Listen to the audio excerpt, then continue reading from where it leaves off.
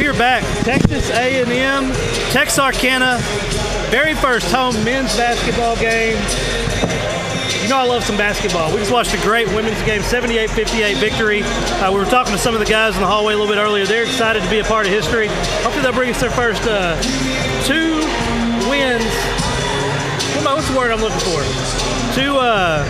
First wins for the program. Yeah, I'm excited to see these guys play. If this game is anything like that first game we saw, it's going to be a great game.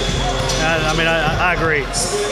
Watching these guys warm up, I think these guys are some hops. Diaper dandies, they got the high flyers, baby. Let's say Coach on here real quick. All right. Coach went and made a change. Yes, sir.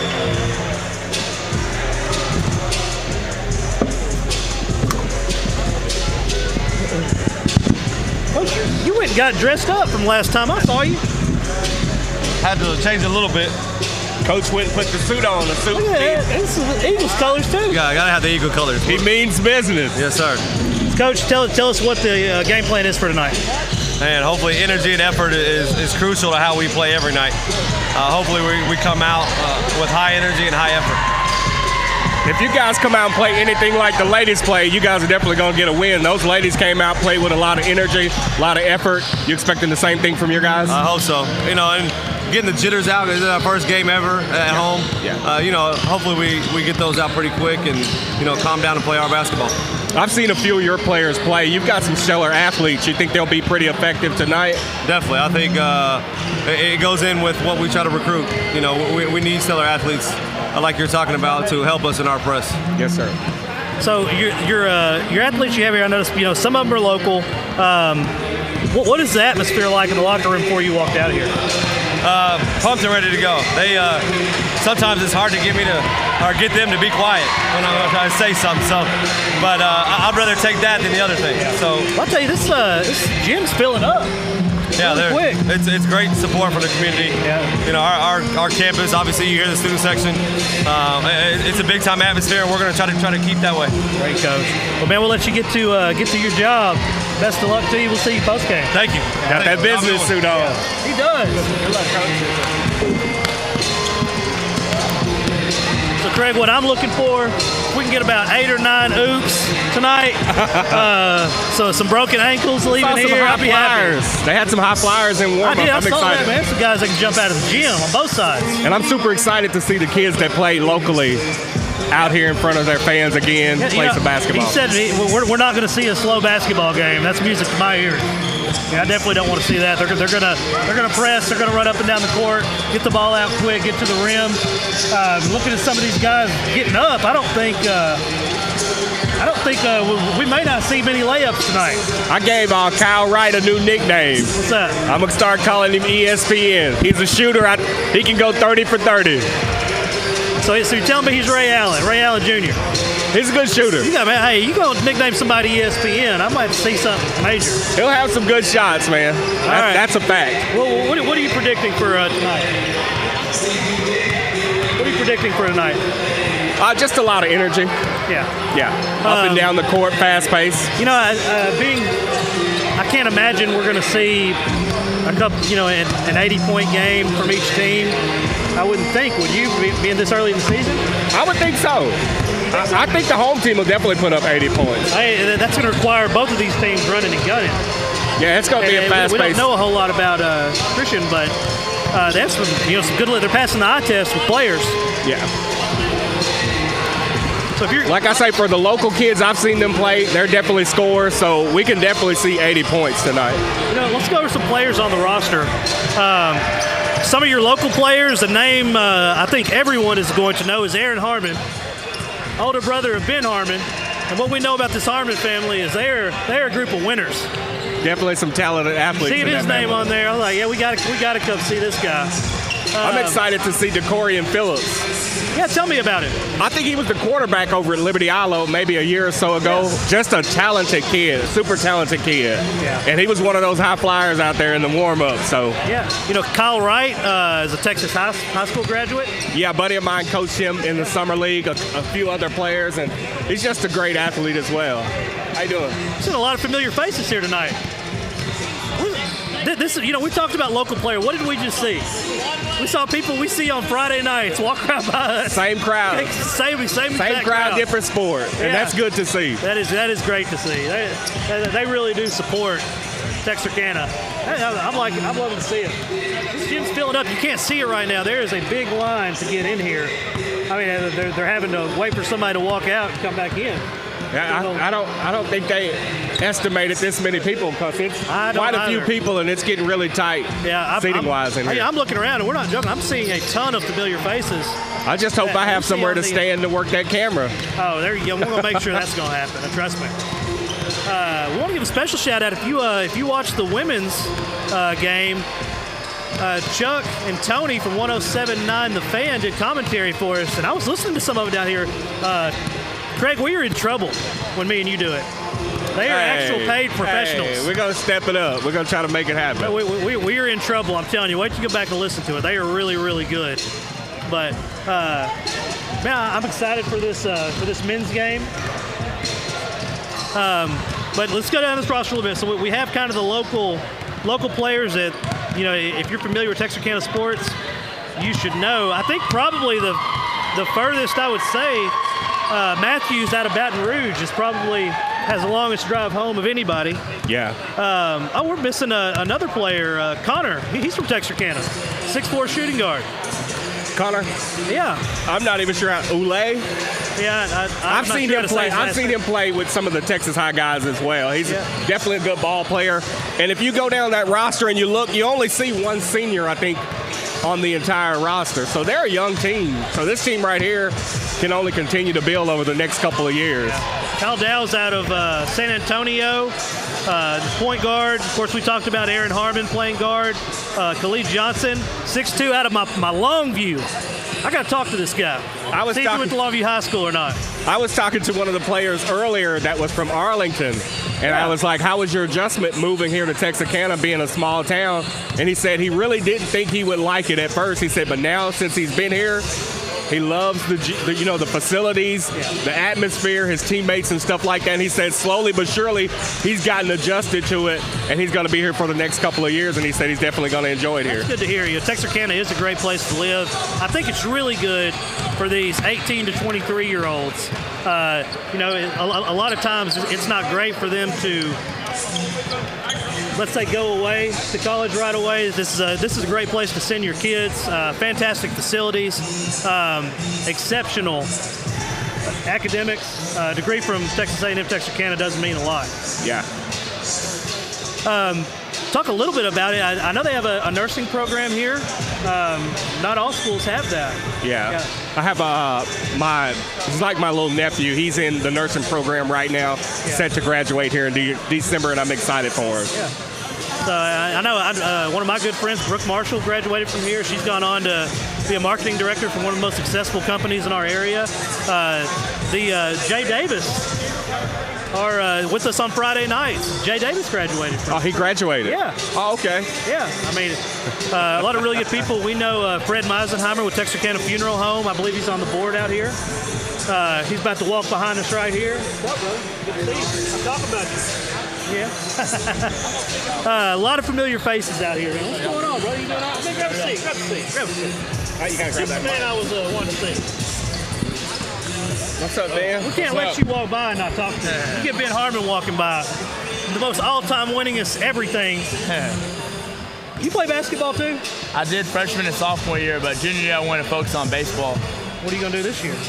Coach McCallan told me, he'd let me kind of get my leeway to go to baseball some days and play on Tuesdays and Fridays. So I'm thinking about playing basketball this year. Well, I tell you what, when you're not with them, be with us, and you can help us commentate. All right. So if all this doesn't work out, you can come work with game day. Yes, sir. I just want to say congratulations on your 3rd district championship. That's got to feel really special for you. Yes, sir. It feels great. We've been working for all the success for years now, and just waiting on it to happen. Growing up as kids, and Coach Gibson's led us in the perfect direction, and we've had that father figure and those group of coaches that have pushed us, and we couldn't ask for a better success out of it. It's been great over there this year, being able to see you guys play and get to know some of you guys. So I appreciate you guys for putting on a good show every week. Yeah, I'll tell you what, when we first went out there, I think I went out there one day and y'all were working out, and I literally was like, man, they put on a show for us. Mm-hmm. There's no way. No way they work out like that. And after spending some time around, that's exactly how y'all are. The leadership, I don't know what you plan on doing in life, but you ever need a job, call me. I got you. But leadership that I see, on every time I'm there, not just on Friday nights. We talk about it all the time, how great the leader Ben is, and to you, that's probably God-given, but it's not normal. There ain't too many people walking around with that kind of leadership. And like Morgan said, if you ever need a job, call him. I wouldn't go there, but I have a great news station that you can come join me over there. Yes, sir. Yes, sir. We'll do. Yeah, you won't ever get to call the weather, I promise you. But, so man, district champions, it's got to feel great. Yes, sir. But kind of used to it at this point. Yes, yeah. Tell me about this state run you're about to make. State run's about to do something crazy. Playoffs, that's when the pressure's on. No more games are guaranteed. And, we love the pressure at Pleasant Grove. So, we're going to outsmart, outwork, and outplay every opponent that we play. And we're going to be going full tilt every single game. And we're going to prepare as best as we can and hope for the best. And it's going to be a state championship. Man, I'm telling you, I've known y'all, I think, less than 90 days. I literally, when we were at that pep rally filming, I actually got sad. I was like, I don't want to see these guys go. It's such a good group of kids. What we were just talking about before you walked up is we're seeing a lot of familiar faces here tonight. It's the first men's college basketball game in Texarkana, and we're looking around, and I recognize a lot of these people from Friday nights. Yes, we were talking about, there's I think 3 or 4 Texarkana kids on this team, including your brother. Yes, sir. What's his best attribute? My brother, he's the most athletic person I've ever seen. He's the most explosive person I've ever seen. And he's the hardest working guy I've ever. I try to model myself after him. It's hard work. And, he ran a 4.4 in high school. He can dunk from the free throw line. He's a phenomenal athlete. So I know both of y'all, we were talking about the Harmons or winners is what we were talking about. Who wins the one-on-one? Who wins the one-on-one? Me and Aaron? He can probably get me now, but we wouldn't get it easy. It wouldn't be easy for him. If I know I'm going to lose, it's going to turn into Hack-a-Shack out here. That's right. You're going to earn them. You ain't getting no easy ones. Yes, I can promise you that. Yes, sir. But, man, I'm looking around. I'm seeing a lot of heights. We were watching the men warm up at halftime of the women's game, which the women got their first win in program history. So looking for that for men. But I'm seeing some hops down here. Yeah. Yes, sir. I saw some hops at Pleasant Grove yesterday too. Oh yeah. Oh yeah. I can't wait to get that kid with one of our cameras on him with the empty gym. Yeah. Make him look like a superstar. Oh yeah. He's gonna blow up. Yeah. In the college world for sure. So man, you've probably been around this team a little bit. Who do we need to look out for? Who are the players tonight? My brother tells me Des is really, really good. Yeah, we did hear that. He said we're going to see a big game out of Desmond Kennedy out of Dallas. Yeah, and I played with Connor my freshman year. He's really, really talented. He's not going to miss a shot if he's open. And where did he play high school at? Connor? Yeah. Pleasant Grove. Oh, okay. Yeah, all right. Yeah. So him and Aaron played together for a while, so they have a really good connection. And he always finds a way. Like he's a scorer. He's a natural scorer. He puts up 15, 20 points a game. Awesome. So he'll be one to watch. Hopefully Aaron gets a lot of PT coming off the bench. And DeCorian Phillips, he played quarterback at LE, and he went to play college football at TJC, and then he just wanted to play basketball. Yeah. And he's a really explosive athlete as well, so he's going to be one to watch as well. Him and Jackson, we're just going to have to put them on full time, Craig. You're going to have to give up some of that $15 million you make, and we're just going to have to put them on full time. No, we probably have to move that number 2 roofer around. Yeah, well, we got to get. Tony doesn't get paid. You take up all the salary caps. Hey, it happens. So man, we're about to have the first men's college basketball game in Texarkana history here in just a little bit. Super exciting. I saw Ben Harmon walking by. I said, we got to talk to that guy. Man, we're really excited for you. It's been a pleasure knowing you the last few months, and I'm really excited for this state run y'all are going to have, and to kind of be a part of it. Your picture kind of went viral last night that we got to take with your trophy and acted like it was ours. That picture was awesome. Did Craig really bring one by the house? Yeah, he did. Yeah, I appreciate that. My mom loved it. You can't be doing stuff like that and not call me to tag along, Craig. Making me look bad. I just saw the opposing point guard on the female team, Manning. I just told her good game. She's like, appreciate it. She played a really good game. You giving this picture to him, not calling me to come out there. So you know what I'm gonna do? I'm gonna get a poster size blown up. I think I was at Ben's house probably for like 35 seconds. Yeah. Just saying, man. Just saying. It's a good look. But I'm gonna get a poster blown up. I'm gonna autograph the back up. Then you have your shooting target. Sounds good to me. Anyways, brother, who are you here with tonight? I came with one of my friends. He plays point guard for the basketball team, so Okay. Sam Bradshaw, and then I'm finna go holler at my parents. I saw your mom walk by a little while ago. Yes, sir. Always a big smile on her face. Oh, She's yeah. got a lot to be proud about. Yes, sir. Chuck wants to know halftime if you'll come up and interview with him. They're sir. sitting right up there. Is that cool? Yes, sir. All right, I'll tell him. right. Don't be giving away any game plans. He'll Okay. try to get it from you. I won't. Got about 30 seconds till tip off. Sounds good. All right, brother. So we'll take it to a camera up top. Ben, I appreciate you coming over. Best of luck. Sir, thank you. We might catch you halftime or post game, but enjoy the game, and we'll be bringing you the first men's basketball game out of Texarkana, college basketball. Excuse me. Okay. Threes they shot tonight in winning that game. By the way, final score again was 78 to 58. So the ladies go to 1-1 on the year. Leading scorer for Texarkana, for Texas A&M Texarkana was Heavenly Reese with 22. Victoria Hill had 21. Alexis Mateus had 11 for the winners tonight. So good game for the ladies. They step aside now as the men get ready to roll. The national anthem is going to come up, so we'll take a quick timeout. And they're already pointed in that direction. We'll come back here on the gym when the national anthem is over here on 107.9 The Fan.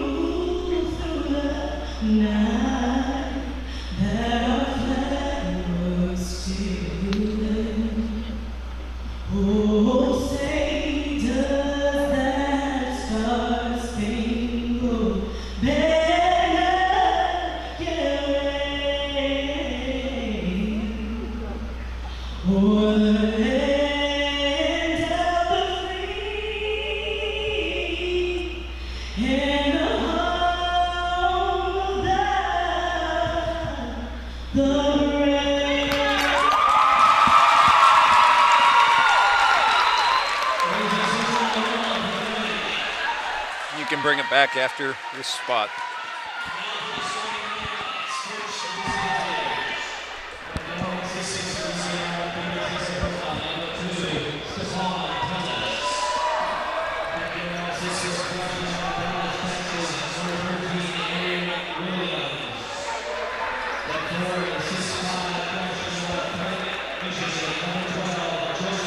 All righty, welcome back. We come to you from the Patterson Center here on the campus of Texas A&M Texarkana, where Chuck, Zach, and Tony Kirk are getting you ready for the men's matchup. We've seen the ladies, we got a victory from them, and now it's going to be the men's turn to try to get the first win on the home court. They'll take on the champion Christian College Tigers. We're going to do our starting lineup. They're brought to you by the folks at Fast Signs. More than fast, more than signs. Fast Signs Mall Drive in Texarkana. And you can hear the noise in front of us. They dim the lights for this. And they let the PA announcer get everybody stoked up, a little music, and then they start introducing the starting 5 for the Eagles. Well, and it is hyped up in front of us. We've got a student body section that they're pretty good for opening night. Yeah, they are. And it's not really even night. I mean, we're 6 o'clock-ish, so they're just getting them a little wound up. And here we'll go. The introductions beginning now for the Eagles. Desmond Kennedy is introduced as one of the starting guards this evening. We'll talk more about the Eagles and where they're all from here as soon as we finish the introductions. Number 2, we know him, Connor Olette.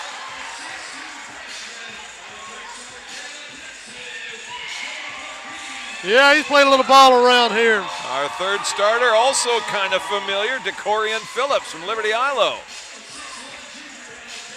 Our 4th starter, Anthony McGee. And we'll get our 5th and final starter. And that is going to be Kalen Johnson. So the starting 5 for the Eagles: Desmond Kennedy, Connor Olette, DeCorian Phillips, Anthony McGee, and Kalen Johnson. That's the starting 5. For the Tigers, it'll be Stephen Tellis, Joseph Phillips, Arion Williams, Cameron Dismuke, and DeMarquio DeVoyle. That's the starting 5 for the Tigers. Eagles are in their white home uniforms with the maroon numbers. The Tigers are in their navy and yellow uniforms. We get ready for the Sports Magic kickoff. We appreciate you hung around for the post and pregame brought to you by Roadrunner this evening. And we'll even call it the tip-off, not the kickoff. Well, my bad. Either one. Connor Olette will control the tip, although it wasn't much of a tip. But the Eagles, going from right to left, will start things off. And away we roll. Desmond Kennedy with the ball up top. Hands it off to DeCorian Phillips. Phillips up top to Johnson, Kalen Johnson. 3-pointer McGee. That one from the right wing, and that's going to be off the top of the backboard and off the stanchion. And we've got our first shot, and it's a turnover. Ball going into the possession now of the Tigers. Stephen Tillis to inbound it. He'll get it to Arion Williams. Quickly out ahead, and the ball knocked away. Kalen Johnson knocks it away down to the floor as Phillips, and rolling out of bounds. He's called out of bounds. Can't save the ball, so it'll stay over into the hands of the Tigers. Yeah, it's kind of weird seeing DeCorian trying to throw the ball to Connor. Yeah. They went at it awful hard for a few years. All right, into the backcourt, Tillis with it. This is Ryan Wall's team. Guarded by Desmond Kennedy. Man-to-man defense to start with. A little switch there and a trap coming. Ouellette trying to trap the ball, and it is a turnover, but once again, the whistle blows. This time I think we're going to have a foul on the Tigers as DeMarquio DeVoyle is called for the foul, his first. DeVoyle, big boy. He's, where's my roster here? They've got their entire thing not by number but by alphabet. Yeah. He's a 6'6" senior from Bastrop, Louisiana. And we did say senior. There are 3 or 4 on this roster for Champion Christian. McGee with it to Kalen Johnson. Johnson to Phillips, and he's called for traveling. Let's do the starters real quick again so at least you know who they are for the other team. We'll come back and talk about our Stephen Tillis is a 6-foot senior out of Phoenix, Arizona. Joseph Phillips, who's the second starter for them, he comes in as a 6'5" freshman from Flint, Michigan. They've got some size, 6'5", 6'6". Into the front court with the ball. First shot put up now by the Tigers. That's a miss by 15, Cameron Dismuke. Rebound for Ouellette. Eagles on the offensive side. Johnson, 3-pointer. That's a good one from just off the top of the key to the left. Kalen Johnson with the 3, and the Eagles are on the board. First basket at home belongs to Kalen Johnson. Breaking the press, going the other direction of the Tigers. They'll set things back offensively. Dismuke with it up top. He's guarded by DeCorian Phillips. Looking for a pick. Little pick and roll. Inside, hanging layup up and good by Joseph Phillips. Phillips, the 6'5" freshman with the bucket. 3-2, Eagles with a lead. We're just about 2 minutes into this. Boy, Ouellette with a deep 3. Misses that one off to the right. Rebound pulled down by Phillips. 18:06 to play in the first quarter. Ball in the hands of Williams. Arion Williams, left side. He's guarded out there high by Desmond Kennedy. Another trap coming. Kennedy can't secure the trap. Cross-court skip past his Muki shot on the way, and they'll call him for traveling. Yeah, he had a wide open look, but shoveled the feet in the process. All right, 3-2 the score still. 2 minutes, 10 seconds gone here at the beginning of this one. Eagles with the ball. Haven't had a substitution yet. Ryan Wall looking nattily attired in his maroon suit.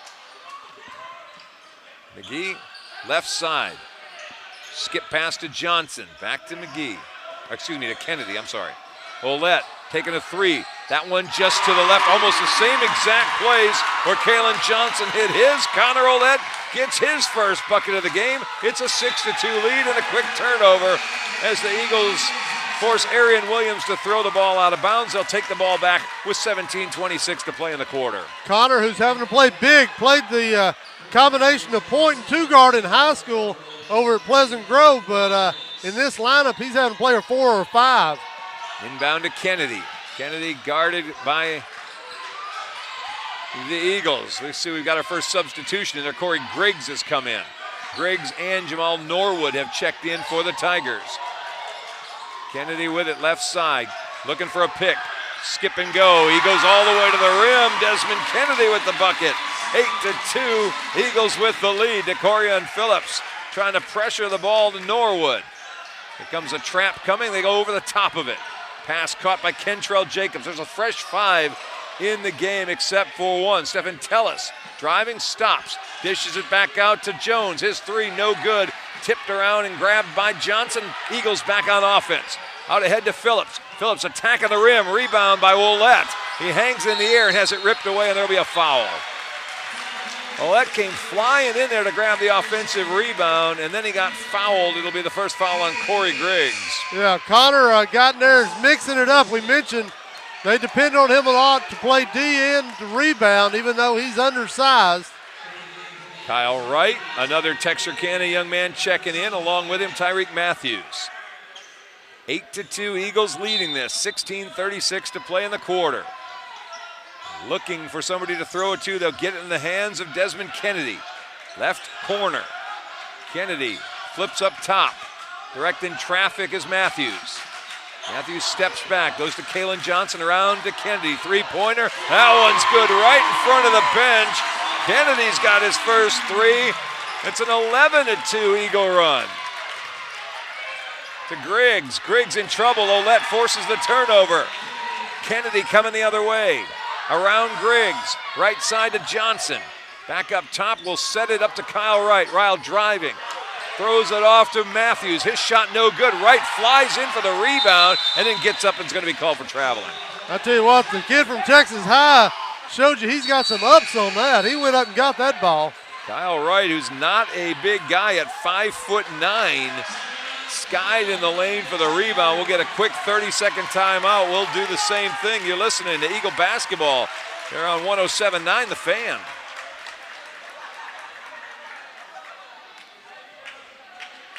Find yourself in need of emergency care, come see us at Texarkana Emergency Center. We're open 24 hours a day, 7 days a week, 365 days a year.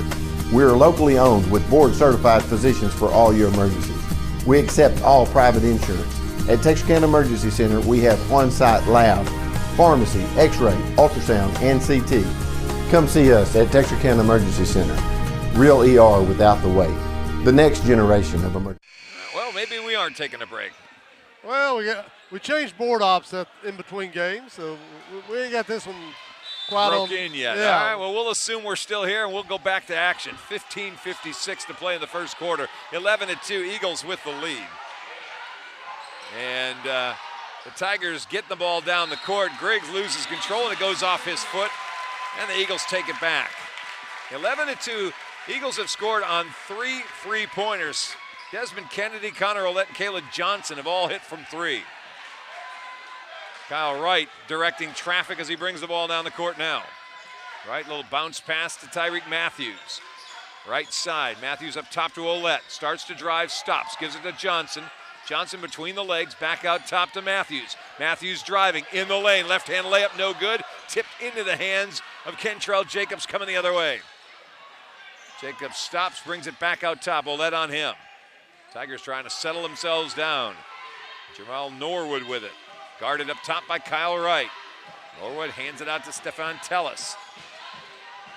Tellis into the hands of Jacobs. Left side wing.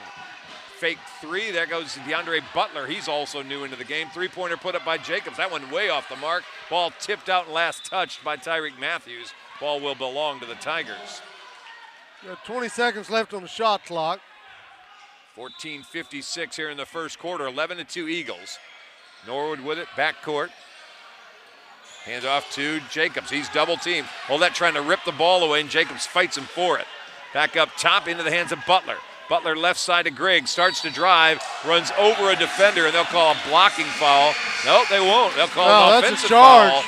And down hard is Kalen Johnson.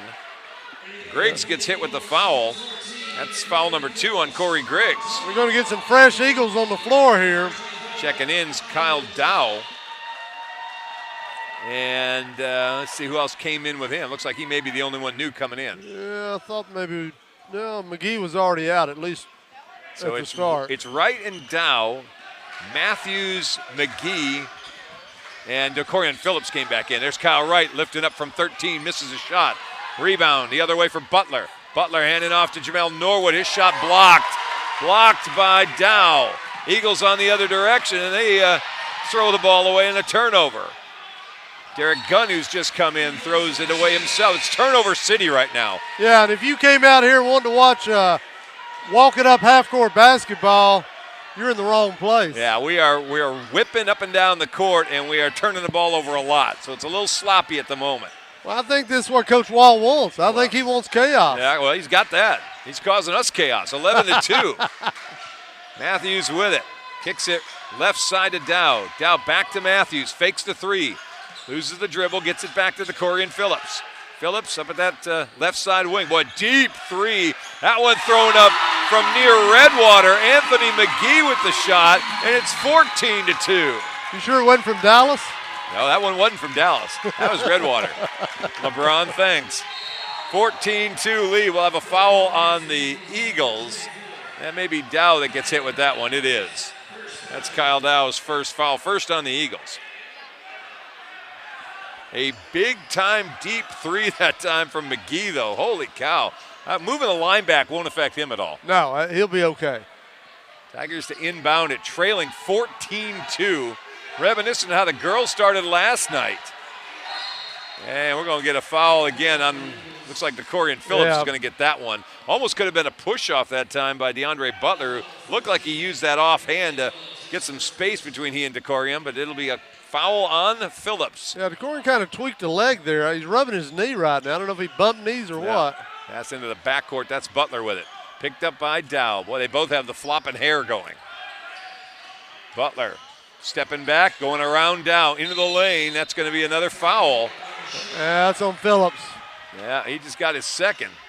Yeah, no, it isn't. It's on Dow. Oh, it's on Dow. Dow gave up the baseline and I guess reached in and got a little as he went up to shoot. So it is a second. It's just on Dow. So Dow's got 2. And going to the free throw line is DeAndre Butler. Eagles have come out with 4 first quarter threes, or first half threes, excuse me. They play the men's game at 2 20-minute halves, the women at 4 10-minute quarters. Free throw up and good for Butler. And free throw number 2, he hits as well. So Butler gets them both, 14-4 the score. And Dow's going to check out with his 2 fouls. And Desmond Kennedy, who spent some time at John Brown College up in Shiloh Springs, Arkansas, comes back in. Quick pass to him on the left side and almost stepped out of bounds. Instead, Phillips three-pointer top of the key. That one no good. Rebound pulled down by the Tigers. That's Kentrell Jacobs again. 13-14 to play here in the first half. 14-4 lead for the Eagles. They jumped out with a quick bucket to get the lead and haven't looked back so far yet. Shot up and missed. Rebound finds its way to Desmond Kennedy. Kennedy gets around the defender Norwood. Front court. Johnson's going to drive, and he'll be called for the charging. It's a little out of control that time, and he ran over Butler. Yeah, did about a half Euro step, and coming into it, he knocked the defender down, and that was the call against him. Half Euro step? Is that like is that a franc? We don't have francs anymore. Just stick to your pound there, Bucko. There you go. That's a half pounder. 12:45 to go. Driving left-hand layup, but no good. Derek Gunn's going to be called for the charge. Foul number 1 for Gunn. They'll wave off the basket. It's still 14-4. They broke the press that time. Gunn just did not recognize the defender in front of him in the basket. Ran him over. Kalen Johnson inbounded into the hands of McGee. Front court. Well, I'll tell you what, Tyreek Matthews thought seriously about a 24-foot three and passed on it. Instead, it'll be the other side. That's Kennedy. He misses it. Rebound, Jacobs, and Phillips takes it away from him. Another shot, and they're going to have traveling on Kennedy instead of the three that he just hit. I'll tell you what, I always love to watch the kid from L.A., DeCorian Phillips, play in high school. He just has a motor. Connor Olette coming back into the ball game. He'll come in for DeCorian. Desmond Kennedy, you said, hails from John Brown. He went to John Brown out of Dallas. No, that's John Brown University up in Shiloh Springs. He's from Dallas originally. With the ball, Norwood. Trying to get D'd up by Matthews. Spins between double team. Loses the ball. Kalen Johnson's got it. Eagles have numbers the other way, but they don't see it. To Olette at the free throw line. He'll back things out and reset. Johnson into the corner. Three-pointer on the way. That's McGee. Misses the shot. Rebound yanked down by Joseph Phillips, who's come back in. At this point, Coach Wall probably like to see a little better shot selection. Tigers trying to throw inside. Olette with a nice offhand step in front. Out ahead with the pass. Blocked on the way, but Olette's there to clean it up and get the basket. Yeah. Desmond Kennedy got there. The shot got blocked off the backboard and came right to Connor Olette, who puts it up to make it a 16-4 game. Timeout on the court. We'll stay here during this timeout. Yeah, I think on the play there that time, the Champion Christian bunch just kind of quit on it. They got the block, and Connor came in there and really nobody contested him as he just put it back up. Well, we got all kinds of celebrities walking around over here. I see a Liberty Allo principal across the way. Oh, my gosh. Is that the great Kendrick? I believe it is. Well, I tell you what, it's fun to see some folks. Johnny Green, Sonny Downs, guys that have meant a lot to the Texarkana sports scene for years came out here tonight to see this. Johnny, longtime editor of the Gazette. Sonny Downs officiated everything from football to basketball to baseball to tiddlywinks in this community. And to see some of those guys show up here on opening night is pretty cool. You're not kidding. It's a big deal. For folks who are listening, and you may be listening outside Texarkana to hear your kids, your grandkids, your nephew, your niece, whatever, that you've been listening to tonight, here in town, this was a long time coming to be able to get this facility on board, to get this team on the court, to be able to get these kids to be here. A lot went into doing this, and it has been nothing but special. Well, I ran a 15-year campaign for college basketball, yes, you did. and I sit here tonight pretty pleased with what I'm seeing. Yep. You know, it's a loud gym. They said early on, when you come out here, we're going to have, if we have a couple hundred people, it'll be loud. Well, they've got several hundred people here tonight.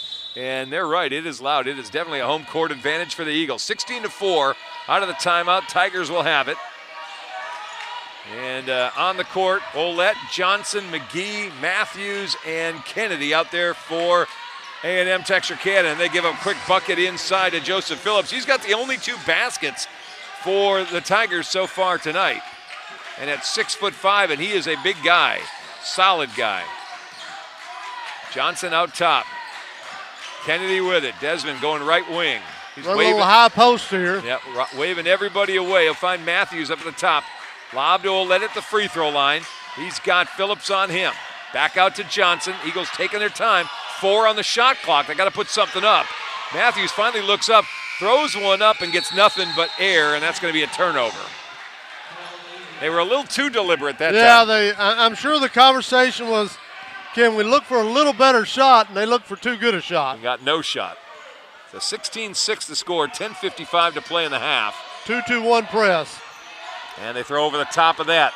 Into the hands of Jacobs. He's trapped along the sideline, gets rid of it to Phillips, spins on Johnson, and we're going to get a call. Johnson's going to be picking up foul number 2 on Kalen Johnson. Yeah, a little too much hands.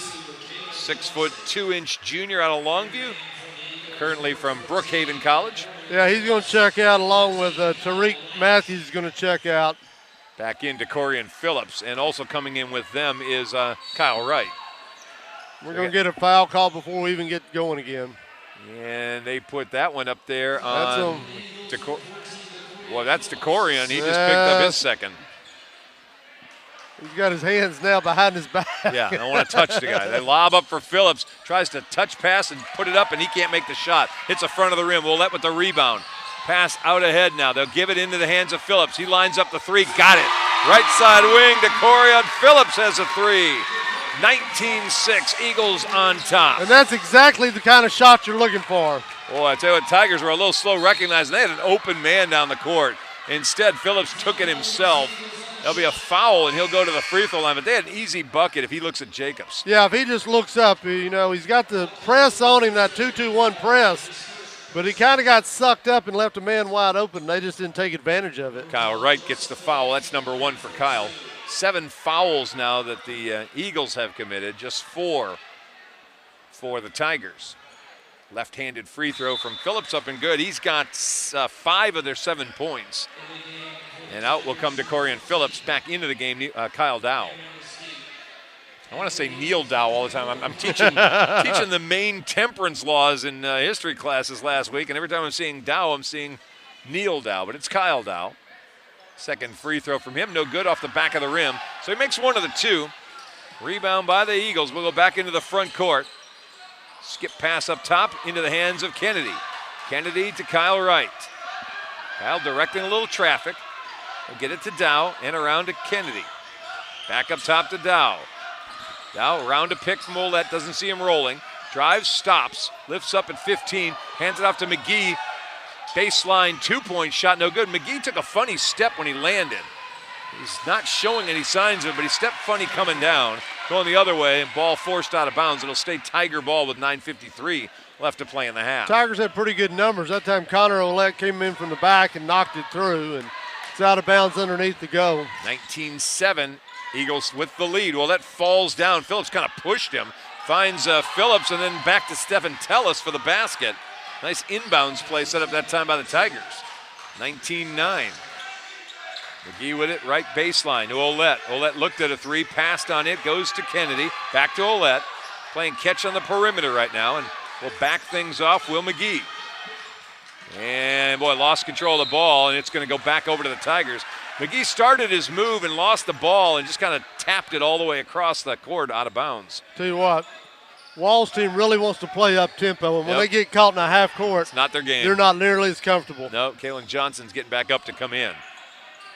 19-9, Eagles with the lead. Phillips on the baseline, gets rid of it to Tellis.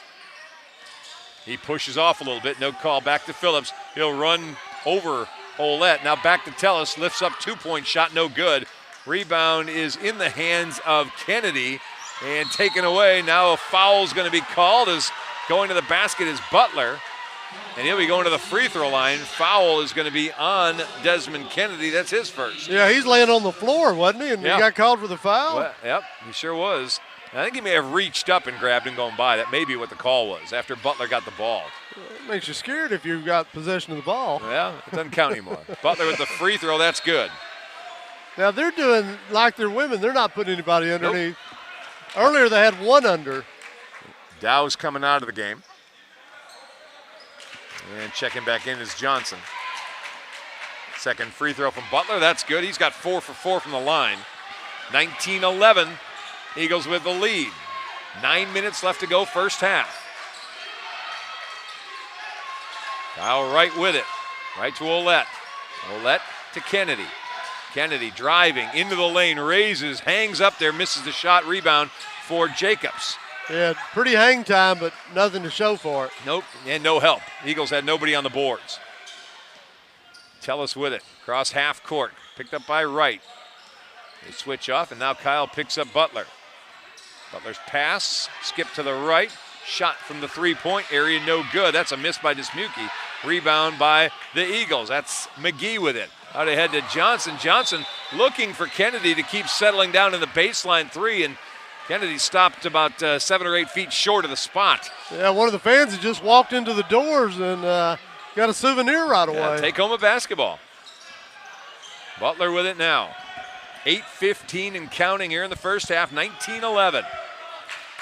Eagles have been shooting up threes and not a whole lot else. Dismuke with it, drives into the lane. Boy, body pushes away the defender, and they'll get him on the charge as he ran over Ouellette. He actually pushed off McGee, and when he cleared McGee out of the way, Ouellette was still standing there, and he ran over Ouellette. I don't know, but there's a lot of actions on that pinball. Yeah. It hit 2 bumpers and eventually knocked somebody down. Yeah, and there he's asking about where he was standing. It's like, look, the sweat's in the restricted area. He said, yeah, that's where he landed. That's not where he started. Well, that's doing a little custodial work right now, trying to clean up the puddle that's there in the restricted area underneath the Tigers basket. Well, they've given him an undersized hand towel there to mop the floor with. Yeah, so, it's a rag. He's doing what he can. I'm noticing here, just checking into the game, I think DeMarco DeVoyle just came back, and he's got a red shoe and a blue shoe. Yes. I don't know if that's a statement that's in honor of leaving a shoe at home. or if that's colorblind. Yeah, one or the other. 19-11. Kennedy with it. Up top to Ouellette. Ouellette right side to McGee. McGee driving around the defender, goes all the way to the rim. He's going to get fouled as he misses the shot. And maybe DeVoyle just picked up the foul. Yeah, he missed the shot, but a great first step that time by McGee. He showed shot and then put the ball on the floor and drove to the basket and drew the foul. Desmond McGee did a little time at Eastfield College. He's a 6'1" junior out of Dallas. Eastfield's a 2-year college up in the Dallas Community Colleges. He's going to get a chance for a couple of free throws now, and he hits the first. McGee with the first free throw for the Eagles. So we have played 12-plus minutes. This is the first trip they made to the line. Yeah, Matthews and Phillips have checked back in. Kennedy and I didn't see who else checked out. We'll just play with 6. Nah, we've got 5. Somebody left. Kyle Wright, I think, may have gone out. No, Wright's still out there. I take that back. All right, he hits both free throws, and it's 21-11.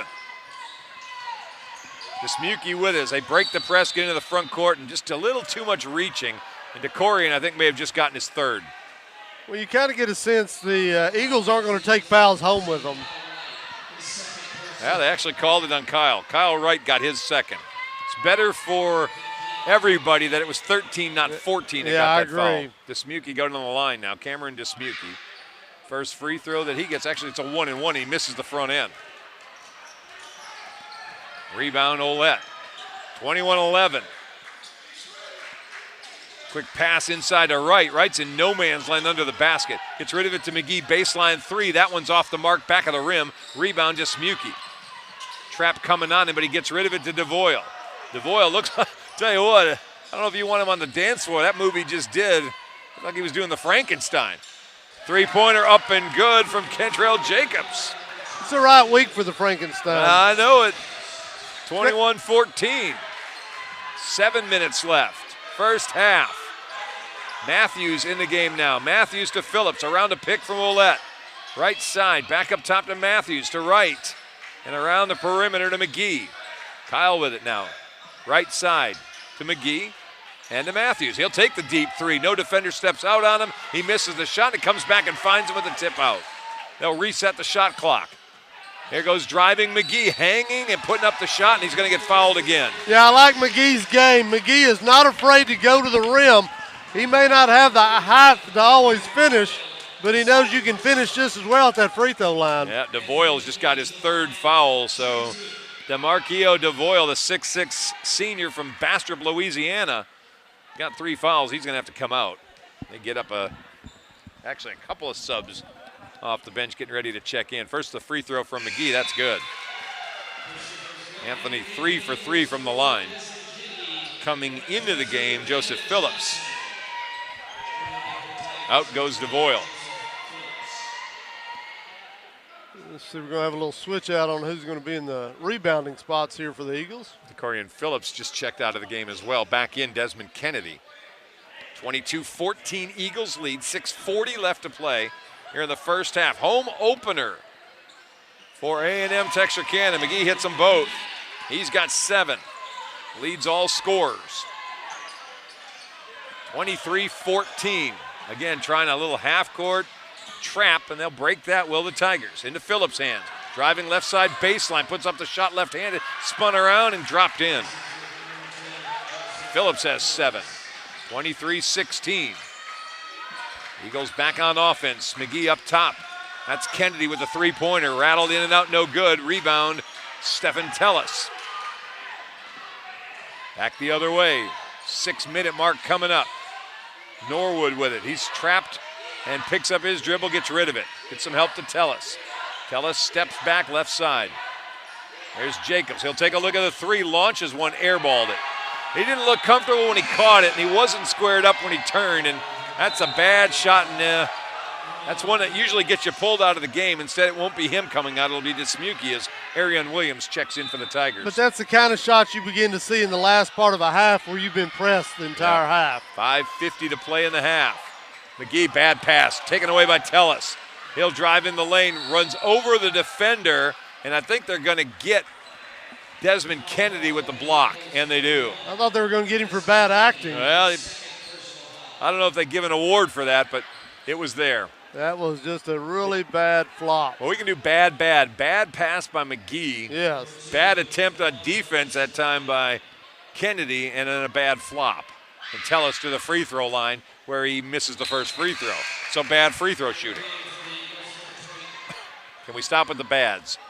Aaron Harmon about to check in. First look at the former PG Hawk, and that gets a cheer for some family members who are here, including little brother Ben.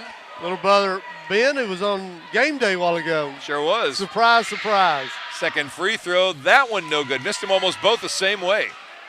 In and out. Kalen Johnson with the ball on the rebound, and then his pass up ahead to McGee is going to result in a foul by Kentrell Jacobs, trying to steal that ball away. And if you're out of town and don't know who little brother Ben is, he's the quarterback for the Pleasant Grove Hawks, the #1 ranked team in Class 4A Division II. And a prohibitive favorite to end up back in the state championship game in about 6 weeks.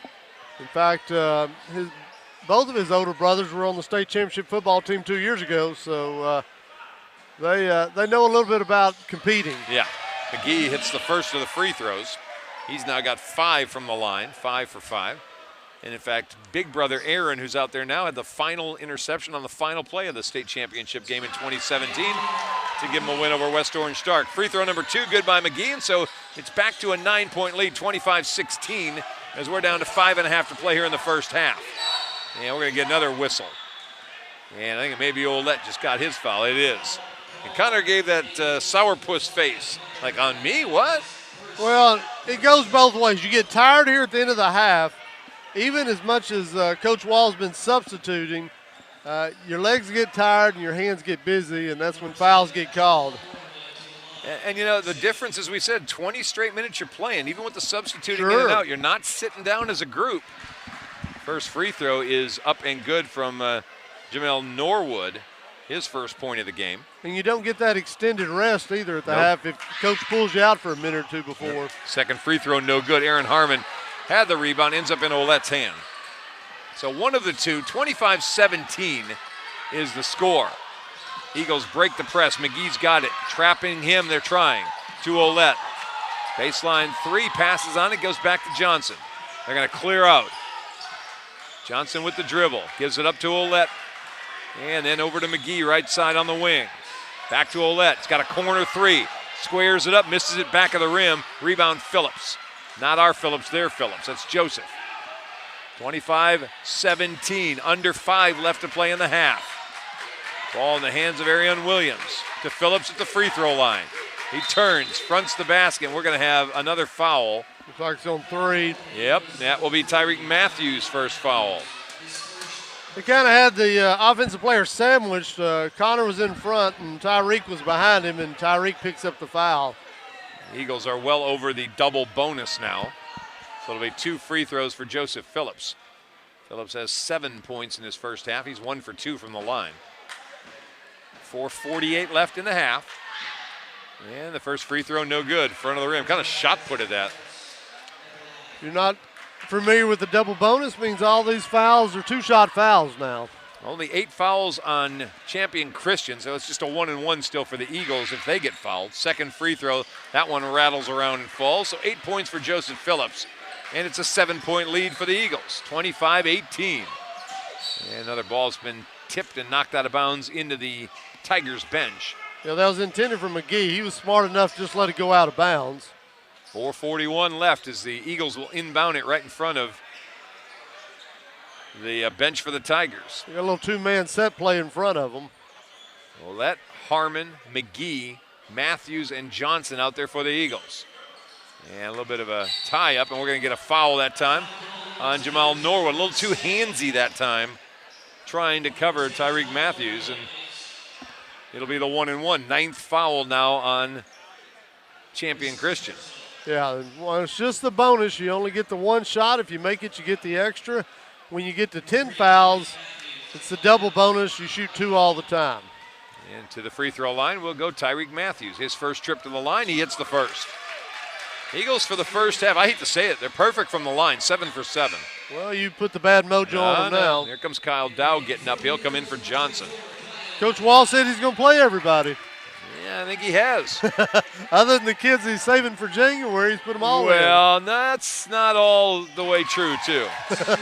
Second free throw, good by Matthews. He's got 6 there. Some are a little banged up, he said, and some that got a little growing up to do. So he may be a little disciplining with some of his guys that aren't in uniform today. Tells with a 3-pointer. That one no good. Rebound Matthews. 4:25 left to play in the first half. 27-18. McGee with a lined up 3. He got that one. He got his feet together, got a clean look at it, and hit his second 3 of the half. It's a 30-18 lead. I like McGee's game. Yeah, he's the guy you can go to score. There's a driving layup attempt, and we're going to get a chance for a 3-point play. Arian Williams, left side layup, and got fouled, and that'll be foul number 2 on Connor Ouellette. Yeah, Connor kind of got caught with no help, and all he could do was put his hands up, and he still got called for the foul. Eagles lost earlier this week, 91-85 on the road against Mid-American Christian. That day, Anthony McGee had 24 points, so he seems to be the guy that they're going to get points from. Free throw up and no good by Arian Williams. So he got the bucket, didn't get the free throw, and then the Eagles will dribble it off the leg of Connor Ouellette as he tried to catch the ball on the run, and it went off his knee out of bounds. 30-20 is our score. 4 minutes left in this first half. Tellis with it, across to Norwood, still not across the timeline, still not across the 10-second line, and then he throws it away to Harmon. Aaron with the steal, 4 on 3 the other way, try to hard bounce pass. And yeah, I think ball got kicked. Yeah, there's going to be a kick out there by Arian Williams, but that was going to be a risky proposition to make that pass happen, but Aaron was trying to bounce one in through traffic to one of his cutting teammates. I think it may have been McGee down there. Yeah, he tried to do the old Magic Johnson, take it off the dribble and throw a hard bounce pass. Leonard Epps, the head coach for Champion Christian, thought his player got a hand on it, but they called the kick. Inbound Matthews to do the job. He'll get it in to Dow. Lift up 3. Got it. Good looking inbounds play. Perfectly executed. Kyle Dow with his first 3. Eagles extend the lead. Here goes Phillips the other direction. Gets it in the lane and drops it over the rim for another basket. 33-22. Eagles with the lead, 3.5 left. First half of play. Tyreek Matthews, right side. He's going to lift up, take a 3. That one no good, and he got the post over the top of the backboard, and the ball will go back over to Champion Christian. Yeah, I think he felt that one and just wasn't there. Kalen Johnson coming in, so is Kyle Wright. Matthews and Ouellette will sit down. Yeah, I think Connor was a little out of breath, yeah. And Tyreek, he shot himself off the floor. Yes, he did. Yes, he did. All right, coming up on 3 minutes, 33-22. Eagles, pretty good defense in this first half. That pass, it was way high. Nicely done by Williams to keep that from going into the crowd. Williams throws the ball into Johnson's hand. He slaps it out of bounds, and Eagles will keep it with exactly 3 minutes on the clock here in the first half. It'll be interesting to see if the Tigers attack the paint. Well, that's out. They really don't have much size in their defending. Well, and really, other than Phillips, there's just not a lot of size even on the court right now for the Tigers. trying to trap. They get the ball to Phillips, and he loses control of it. Kyle Wright comes out with it. Out ahead to Johnson. Johnson's layup left side, no good, but a foul on Arian Williams, and Kalen Johnson's going to the free throw line. Well, you wonder if there's early chemistry. You just saw 4 guys go pick their teammate up when he got knocked down. If you're the coach, you feel good when you see something like that. Oh, yeah. So Kalen Johnson going to the line out of, as we said earlier, Longview. Kid that went to Brookhaven College for a couple of years. His shot no good on the free throw. Brookhaven over in the Richardson part of the Metroplex there. Another one of the Dallas County community colleges. First missed free throw of the half for the Eagles. Any of those Dallas County schools are all going to be 2-year schools, so they come with at least 2 years of eligibility left if they didn't redshirt. Comes free throw number 2. That one he hits. So Kalen Johnson gets on the board with the free throw. He's got 4 points, and the Eagles lead by a dozen. Derek Gunn trying to get in the front court, throws it away to Harmon. Harmon stops at the three-point line, dishes it off to Johnson. They'll reset the offense. 34-22. 2:29 left to play. Johnson driving, hangs, misses the shot. Phillips comes flying in for the rebound for the Tigers. Phillips, good-looking player. He's just a good-looking player. He's got good hands, and he's active around the rim. Shoots left-handed. Tigers with it. Into the hands of Jacobs. Jacobs trying to go to Phillips, and instead they'll get a foul on the floor. Yeah, they put Phillips back in because they sensed there was nobody really to defend him. Aaron Harmon right now is taking his turn. It'd be interesting to see if they let set the rest of the half. He's got 2 fouls. Right. Probably don't want to pick up the third, but if Phillips comes down, starts posting up Harmon, we'll see what happens. Well, just about everybody's got 2 fouls. 2 on Kennedy, on Ouellette, Wright, Phillips, Kalen Johnson, and Kyle Dow. They've all got 2 fouls. Matthews doesn't have any. Now, take that back. He's got 1. He's coming back in for Kalen Johnson. If you're not rubbing, you're not racing. Well, I guess not. A couple of free throws on the way for one Joseph Phillips, and he hits the free throw. So Phillips has 11. He leads all of the scores for the Tigers. And Dow loses it off his foot. Turnover. 34-23. 1:56 left to play in the half. Butler with it now, left side on the wing. Drives, layup, good. It's a good first step from DeAndre Butler. I'll tell you what, a little full court pressure here is kind of bothering the Eagles. McGee step back. It's not a 3. That's a 2 from about 15 feet away on the left side. And he gets that to fall. A lot to like about that young man's game. Tell you what, you can make that shot. You got a problem for defenders. Now they can't just back off that you're going to shoot the 3. You can shoot the mid-range.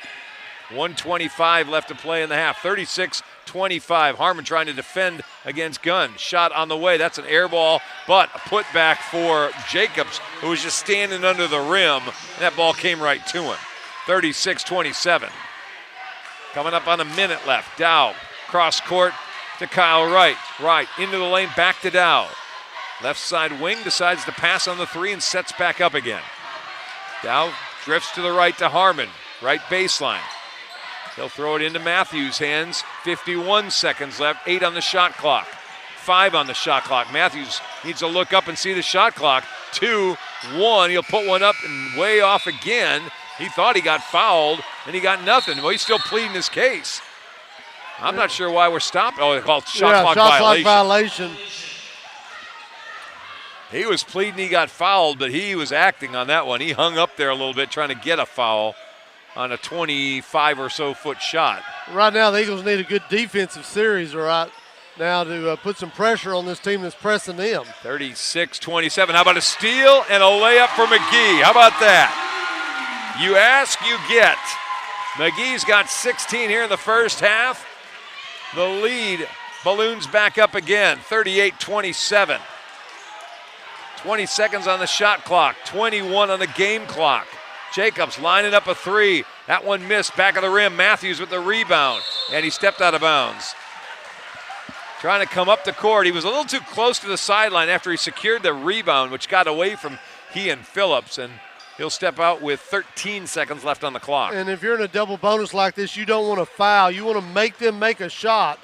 You don't want to send them to the line with 13.6 left. They'll get it into Phillips' hands. Backing down Harmon. Spins to his left. Rimmed it out. No good. Rebound Phillips got it back. Took another shot. That one's no good. Knocked out of bounds. Last touch by Phillips with 5.7 seconds left. Got enough time to get a good look here. If they're pressing, you can beat the press and get an open look. He had a couple good looks, did Phillips that time. They'll get it to Matthews. 4, 3, 2, 1. Blocked, and that'll end the half. Coming in out of nowhere, Corey Griggs, and that'll end the half. 38-27, though. Nice first 20 minutes for the Eagles for their first trip at home. We'll take a timeout. Back here in 4 minutes on 107.9 The Fan. Beautiful, isn't it? Beautiful, handcrafted stone is our passion, and we ensure our customers receive the quality they deserve. We stand by our word, we stand by our products, services, and work that we do. Our team of experienced craftsmen and product experts have been perfecting their craft of fabricating and installing stone since 1998. Visit the Design Center at Red River Lumber to see the many beautiful stone options available for your next project. A strong work ethic takes pride in a job well done. This is the kind of person you need. Express Employment Professionals can help because we understand what it takes to hire good people. It takes real people, real interviews. We find good people, matching the right skills for the right jobs. Express knows jobs. Get to know Express. Go to expresspros.com to find a location near you. Is your business the best that it can be? Let us take it to the next level with our wide range of professional services. Media management, digital marketing, promotional items, geofencing, artwork, and videography. Let us help you be seen. We are TXK Marketing. We are TXK Marketing. If you're looking for authentic Cajun-style meats prepared and ready to cook and take home, look no further than Lanyard Specialty Meats. We here at Lanyard Specialty Meats select nothing but premium meats, and we season it to perfection so that you'll have all of Acadiana flavor here in your own home. Come by Lanyard Specialty Meats for all your tailgating needs for this football season or hunting season. Remember, Lanyard Specialty Meats. Lanyards is an official sponsor and proud supporter of Texarkana Game Day. We're halftime. A&M leads 38-27. Man, I tell you, Anthony McGee's the real deal. 16 points. He's doing everything. He's like a multi-tool. He's offensive rebound, defensive rebounding. I don't even think he's missed a free throw yet. He's just rebounding, doing everything. I saw him. All one-and-ones. Huh? He said all his one-and-ones, hadn't missed a free throw. They're shooting a lot of three-pointers, aren't they? McGee's been making three-pointers, rebounding offensively, defensively, getting some steals. He's been doing it on both ends of the board, as well as Kyle Dow and Keelan Johnson. Yeah. Kalen Johnson. Shot attempted 16 three-pointers. Almost shooting 50%. What is it? They've attempted 16 three-pointers, made 7 of them. That's good. Yeah, I thought they had shot quite a bit more than that. Just a little bit below 50%. I've seen a lot of hustle. He told us it was going to be up-tempo, and that's exactly what we're seeing. Exactly like the women's game. A lot of up and down the court, full court press on defense, creating some turnovers, and playing really good basketball. Do you think this center that's playing on Champion Christian, is he keeping them from attacking the rim? I'm not seeing a lot of these guys go after the rim a lot. What is it again? The music's kind of loud. Sorry, the center for Champion Christian, do you think he's keeping the A&M guys out of the paint? Because it doesn't look like they're attacking the rim when he's there. I don't know if it's him or more or less them just trying to get some outside shots down. It looks like maybe this offense is built around the three-point shot. But high tempo, it's exactly what Coach told us we were going to see. Creating turnovers off of defense. That's it. We're seeing good defense. A couple local guys that immediately caught my eye. Connor, Pleasant Grove graduate, has 5 points. Another guy, Johnson out of Longview, has 4. What does Phillips have? Corian Phillips, he made a three-pointer earlier. Yeah. But it's all been Anthony McGee right now. One thing that I can say is for this to be a first-year team. Oh, I know. That was good. they looked really good. Yeah, they said they had their first game early last week in like a top 10 ranked team in the nation. And they lost to by 6 points. Played really close. Yeah. And the crowd definitely turned out for them here tonight. Yeah, I'm looking at them. It doesn't even look like all their guys are suited up for this game. It looks like they have about 9 of their 15 players suited. And they've got a few guys that are on the bench that aren't suited out there have some real link to them. Yeah, it looks like that's where their height's at. Yeah. Sitting on the bench in street clothes right now. But it's really exciting watching them play. I mean, we've seen an up and down the court offense. I mean, they're running and gunning. High tempo defense. Exactly what we kind of wanted and expected. I look for them to try to not necessarily slow it down, but take a little bit better shot selection. Yeah, it does look like maybe, I'm not going to use the word just coming down and jacking it up. Yeah. But, I mean, because they are set shots. But and they've had a few turnovers as well. I don't know what the turnovers are for most teams. Had 8 turnovers.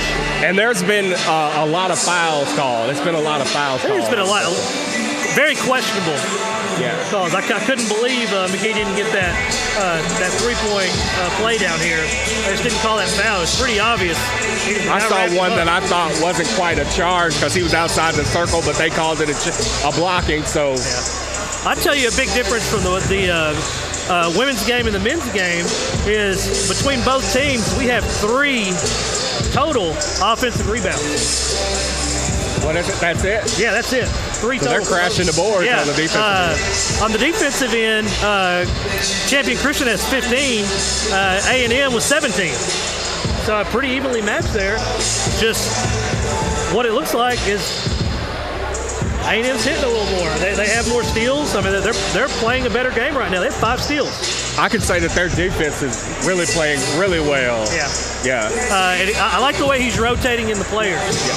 Keeping those legs fresh. They don't look like a first-year team. Not at all. They play with pretty good chemistry is what I'm taking from it. When Aaron Harmon came in, you heard the crowd, everybody kind of started cheering. It kind of made me feel good. He has such They're excited to see the hometown boy. Yeah.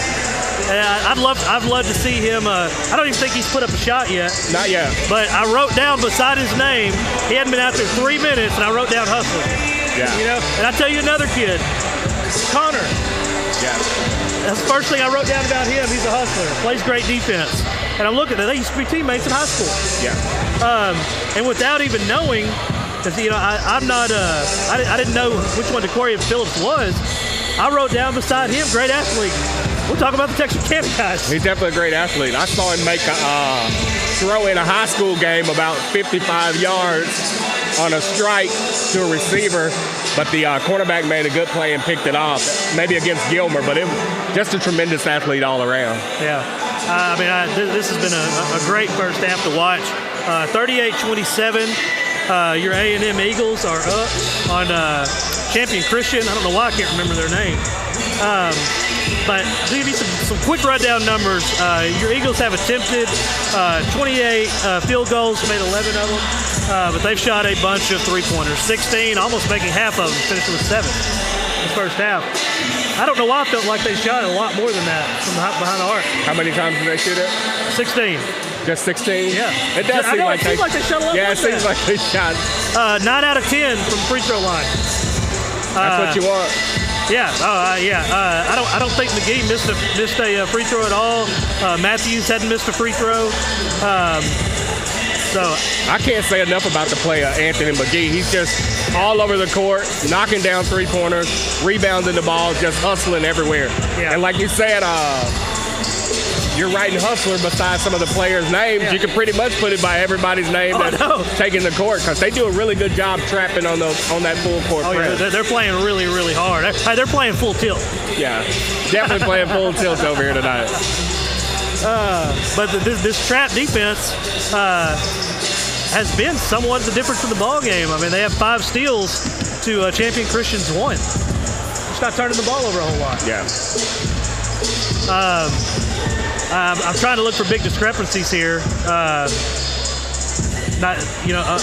than steals, the one that steps out to me is just there's no offensive rebounds happening on either team. I know before the show started, you asked me if we thought they were going to score 80 points. And for a while, it seemed like it slowed down, but I looked at the clock, and it was still like 9 minutes left. There was definitely a dry spell that happened.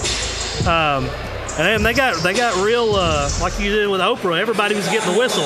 Yeah. You know, You get a foul. You get a foul. Yeah, they were handing out fouls pretty quick. I've never seen that many charges called in a basketball game, much less the first half. I definitely think it'll pick up here in the second half. A little less fouls, a little bit better shooting on both ends for both teams, and hopefully the Eagles can pull it out and get that victory here at home. It's definitely been exciting. It's definitely been an exciting game. About 5 minutes till we start the second half. Craig, if you're the Eagles coach right now, what is this conversation in the locker room? Clean it up. Yeah. Clean it up. I think I agree with that. Yeah. The effort's there, the hustle's there. There's some small mistakes. But I think that these mistakes that are happening at 150%. You know, I mean, they're going all out, which you can live with. They're leading by 11 points, and they're playing a little bit sloppy. But if they clean it up, they could probably be up 15, 20 points here in the second half. I'm sitting there wondering how long this team's actually been together, because one thing I immediately noticed out here, this is a really well-coached team. Yeah. And this is not anything against Ryan. I just don't think they've been together that long. I wasn't expecting them to look that uniform on defense and on offense. I mean, they're clicking on all cylinders. Maybe they've been getting in a lot more practicing since we've been covering football. We hadn't seen what's been going on behind the scenes. I'm assuming they probably just at soonest got together in August, late August, you know. So I'm really, really impressed with. He saves a lot of kids that's very coachable, and I'm really impressed with him as a coach. I'm impressed with the team overall. You know, great group of kids. I think, to be fair, with Champion Christian, they're playing a good ball game. I think their shot selection probably isn't what the coach came in here wanting. Well, like I say, they had a few turnovers. It's hard going against that press defense. It's similar to a style that we ran at Texas High. You run the full court press to create quick points. So they're doing a good job against it. Maybe they can work out some kinks and get back into this game in the second half. It seems like they're having trouble getting the ball to half court as quick as they were when this game started. Yeah. So I think the teams started setting in there late. But, you know, they made their run. You know, down 9 points. Anything can happen, especially in a basketball game. But I'm rooting for the Eagles tonight. I'm definitely rooting for the Eagles, but I'm ready to see some of these guys that are not dressed out on the court. Oh, yeah. They've got some long guys. But we're going to take it back to a camera up top for you, and we will see you post-game with head coach Ryan Wall and a couple of players. Champion Christian College. Believe it or not, they actually shot better to the Tigers than the Eagles. They hit 9 of 22 shots from the field for 41%. Eagles had 39%, 11 for 28, but it's three-point land that's been the difference. Eagles are 7 of 16, 44%. The Tigers 1 of 7 for 14%. Well, it's the three-pointer, it's the volume. Ryan Wall told us he was going to play an up-tempo, and his kids play up-tempo. And not kidding. I tell you what, they came out here like a bunch of hungry wolves to start this thing and really got after them on defense and on offense, as we've mentioned a couple times. It's more about if they can create their offense with their defense. The tempo is really important to their offense. They get better looks when they take shots earlier in the shot clock. When they have to hold it and pass around and look for that open shot, they're not all that good on offense. Well, and there's not that many creators. McGee is one. McGee can create with the ball. He doesn't have to worry about just shooting a three. The others aren't necessarily at the moment yet just that good at creating their own stuff for themselves. Yeah, but I tell you what, you bring up McGee, and he's impressive. He's got ball skill. He can take you off the dribble. He's not afraid to go to the rim. Doesn't mind getting fouled. He gets him to the line. He can shoot the mid-range, and if you let him square up, he can knock down a three. That's all you want from an offensive swingman type player, and he's all that. McGee with 16 points. He's the only scorer in double figures for the Eagles. He leads the way by far. Behind him, Kennedy and Olette each had 5 points apiece. Kalen Johnson had 4. On the other side, it really was the Joseph Phillips show. He had 11 of their 27 points, and it's not even close to him as well. The next leading scorer would be DeAndre Butler with 5. So control Phillips, and the Eagles seem like they've got this game pretty well in hand if they can come out and shoot like they have in the first half. Yeah, and if you're the young men from Champion Christian, and particularly Coach Epps, probably what you're thinking right now is, Let's try to probe that post a little more. Wolet's having to defend our post player. He's got 2 fouls. They really, when he went out, Harmon did the best he could, but there was a little bit of a drop-off there.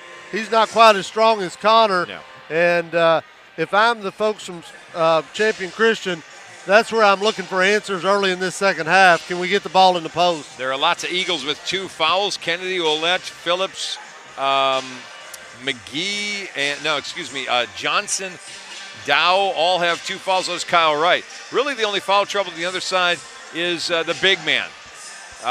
DeMarquio DeVoyle has 3. Other than that, they have no foul trouble. So they should be able to play pretty clean the second half. We're ready to get them rolling out here. 38-27 as we get ready for half number 2. The starting 5 out for the Eagles include Connor Ouellette, Anthony McGee, DeCorian Phillips, Kyle Wright, and Desmond Kennedy.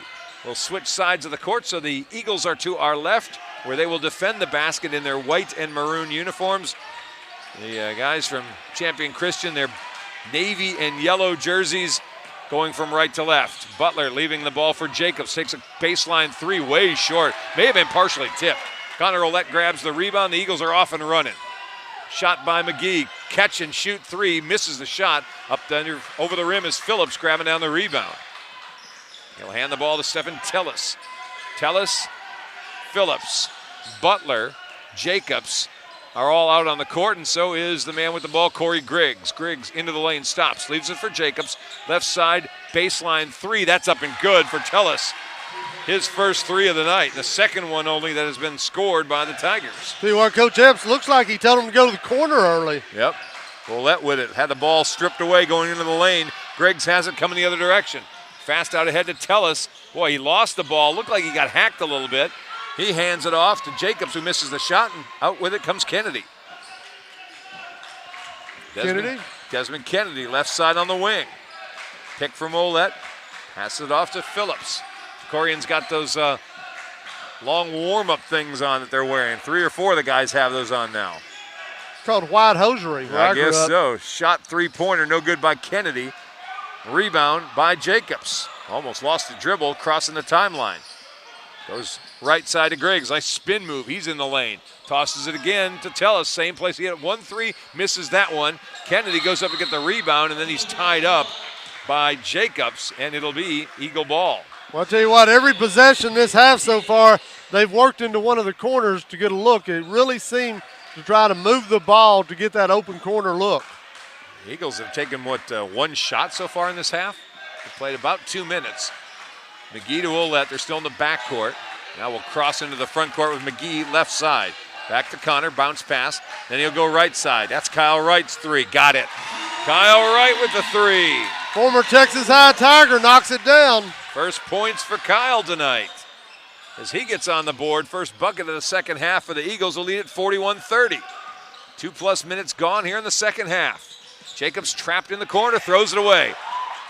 Hits McGee coming the other direction. Little Euro step layup up and good. McGee's got 18, and the crowd loves that one. Tell you what, I'm going to give me a 21 Eagles jersey. Yeah, and then there's a foul charge on Tellis as he runs over the defender. Yeah, Kyle Wright. Tellis gets his first foul. McGee's the real deal. They've got a legit scorer in Anthony McGee. He's got 18. He's only 6'1", and that's maybe being a little generous. He looks bigger than that on the court, and then he looks smaller when he lines up. No, seriously, he plays bigger. Oh, yeah. But he looks smaller when he gets next to guys. Kennedy with it now, left wing. On with his knee. Well, that's there to scoop it up. Man down. Here goes another shot by McGee. Misses that, but gets his own rebound.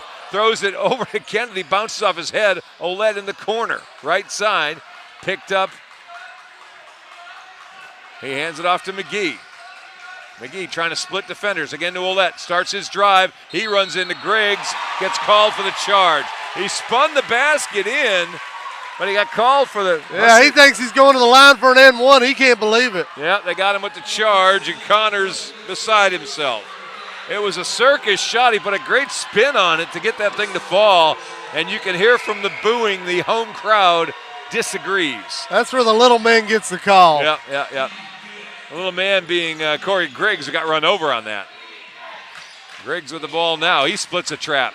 Looks inside. That's Phillips. Tried to dunk and instead hung and laid it up and in. Phillips got 13, 43-32 going the other way. McGee misses. Olette with the rebound. McGee's in the lane, and that's where he is small, and he has it knocked away out of bounds. It'll stay Eagle ball. Yeah, we didn't mention, though, that's Connor's third foul on the charge. That could be problematic, as he is really the only post defender they seem to have. 16:44 to play, second half, 43-32. Eagles have not trailed in this game. Not yet, and hopefully not at all. Well, I agree. We really don't want that. They'll inbound it under their basket. Inbound to Olette. Launches a three. Boy, it was halfway down and came out. Rebound by Butler of the Eagles. Champion Christian with the ball. Skip pass towards Jacobs, and he took an extra step.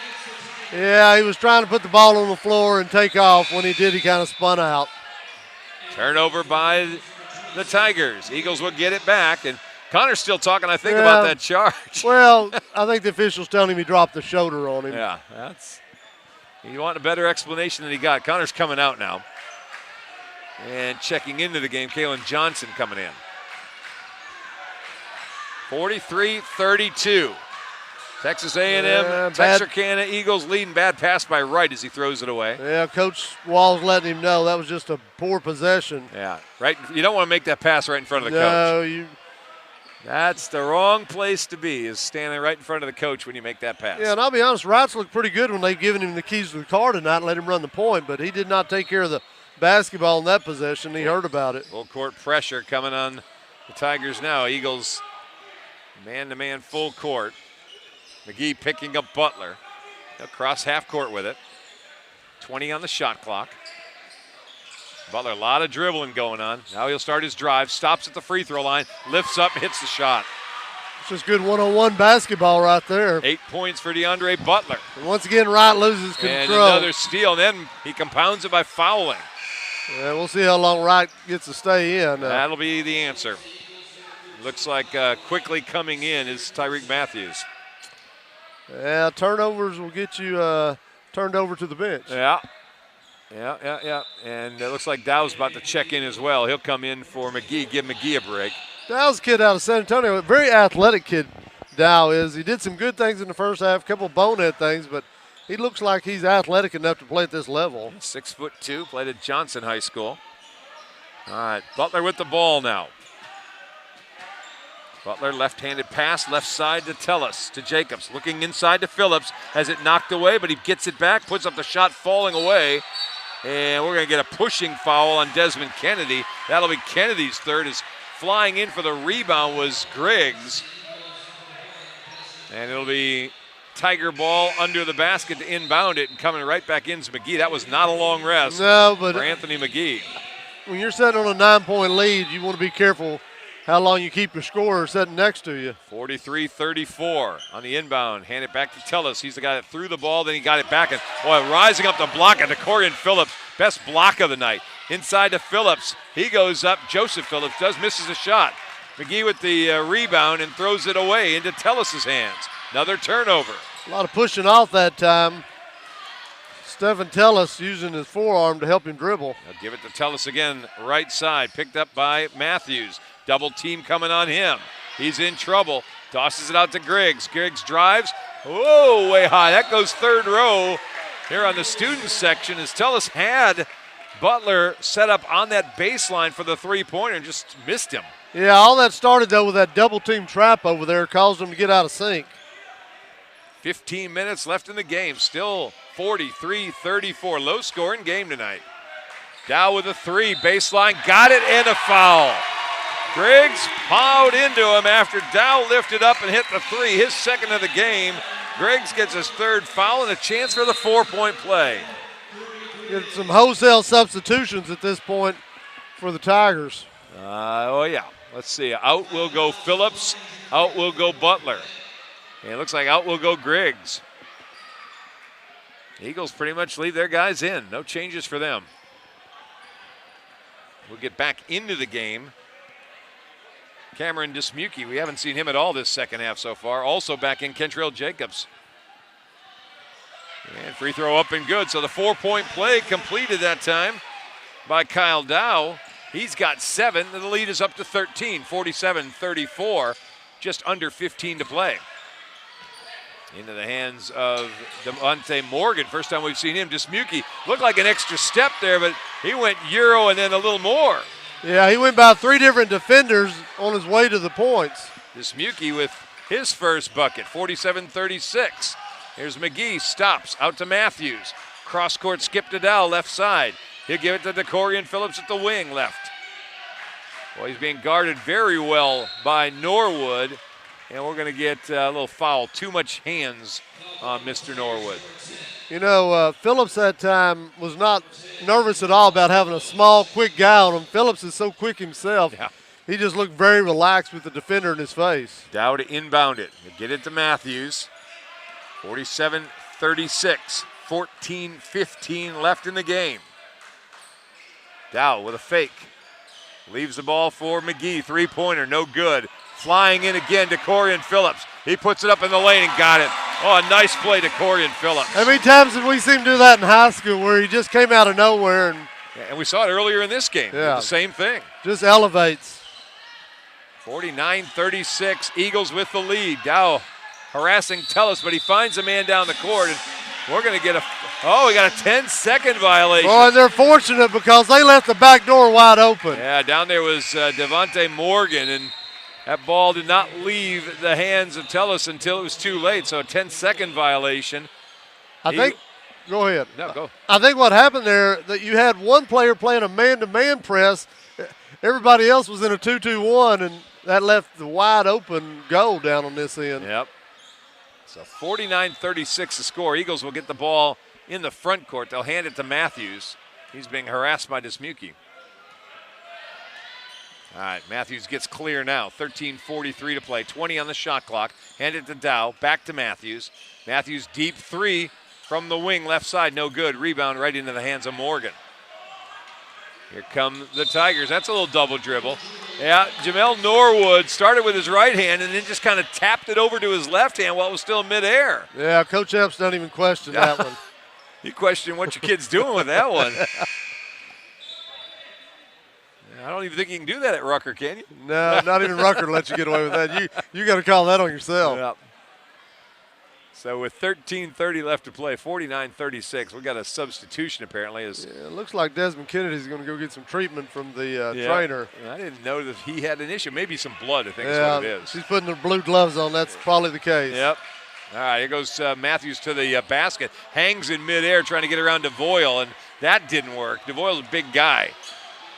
DeVoyle at 6'6", did not give any ground that time as Matthews threw that ball off the backboard. Tigers the other way now on offense. Bad pass, but it finds its way. Dismuke with a three, left wing, no good. Rebound to Corian Phillips, had it, lost it. It finds Morgan. Back out to Dismuke. He drives into the lane. Hounded by Dow, but makes the layup. He's got 4. 49-38. Here's to Corian Phillips, driving, layup good. Phillips wasn't intimidated by the height inside. He took it right at him. I think he's seen some of that in high school. Yeah. And that's exactly how you attack it. You attack it. 51-38. Oh, a little behind the back dribbling that time, and that resulted in a foul. Arian Williams went down hard, and a couple of the Eagles come and help pick him up. His own teammates don't. Yeah, they leave him behind. But Johnson and McGee went and helped Williams get up. We're going to get the two Grovers back in as Connor Willett and Aaron come back in. Yep. Kyle Wright also checking into the game with Kalen Johnson. DeCorian Phillips stays out. 51-38, 12:34 left to play. Inbound to Norwood. Norwood to Dismuke. Taken away by Kyle Wright. Out ahead to DeCorian. He's going to elevate and slams it home. 53-38. DeCorian Phillips with the dunk, and that's got the place rocking. Timeout on the court. We'll take one as well. 12:18 left to play. Eagles by 15 here on the Fan, 107.9.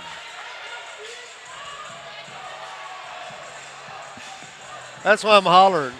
What? That's why I'm hollering. Why? It's exciting. I love college basketball. I mean, I know it's not big time Division I, but no, it's good. It's fun. yeah, Are you it's kidding great. me? I love this level.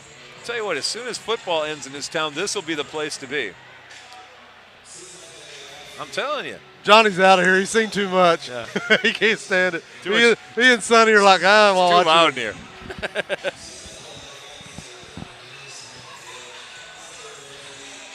They're going to get in the car and complain about the style. I didn't see a pass all night. I don't think they pass the ball anymore. You can bring it back.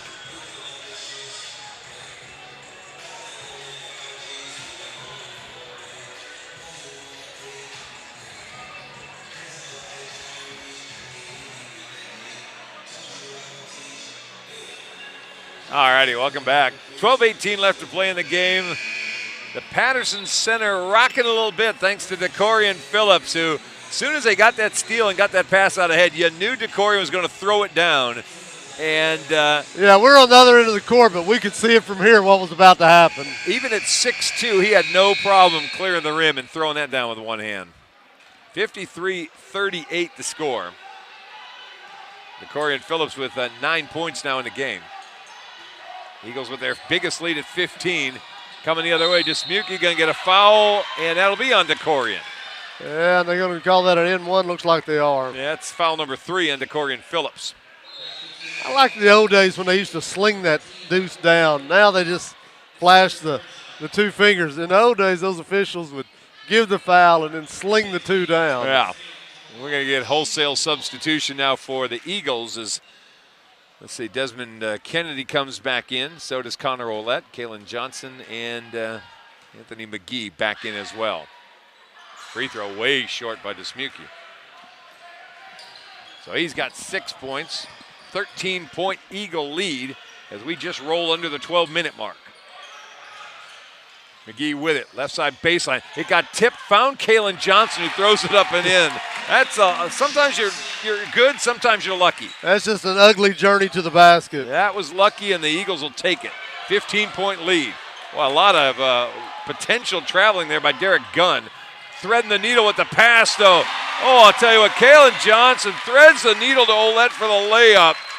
Connor's got 7, and the lead at 11:29 left to play is 17, 57-40, and we're going to get a foul by Johnson on the floors. He was a little too aggressive with DeMarco DeVoyle.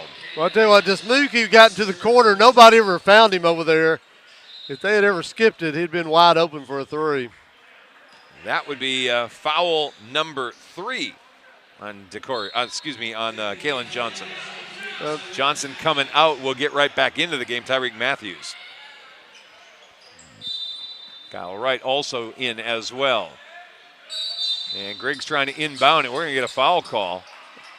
And I think they're going to get Wright. Yeah. Yep, it is Kyle. Kyle got called with the foul. I'm not sure what's going on with Matthews' shorts here. I think he put on some bloomers when he sat out over there. I don't know. He's got 4 fouls now. He's the only Eagle with 4.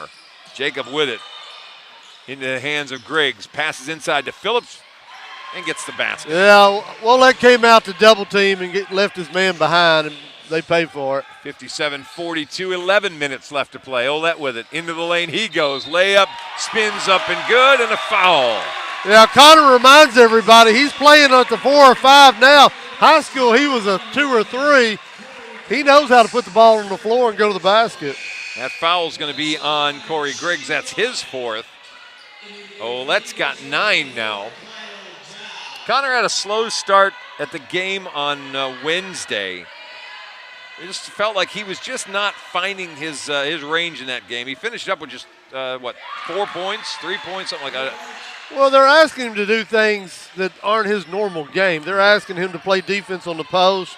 They're asking him to be a high post on offense. That's not his normal game. Ouellette got the free throw, by the way, 60-42. Griggs going to throw up a 3. That one no good, goes over the top of the backboard, so the Eagles will get it back.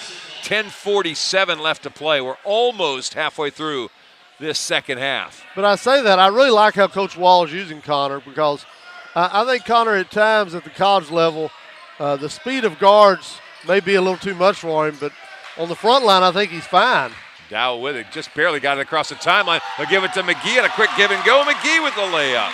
That time they spread the floor and just let McGee operate. I was afraid they were going to get the 10-second call, but they were quick about getting it over just before it got to 10. McGee's got 20 now. And the lead is 20. Quick, 62-42. Jacobs lining up a three. Baseline right side, got it. First three for Kentrell Jacobs in this second half. He's got 8. 62-45. Up top to Dow.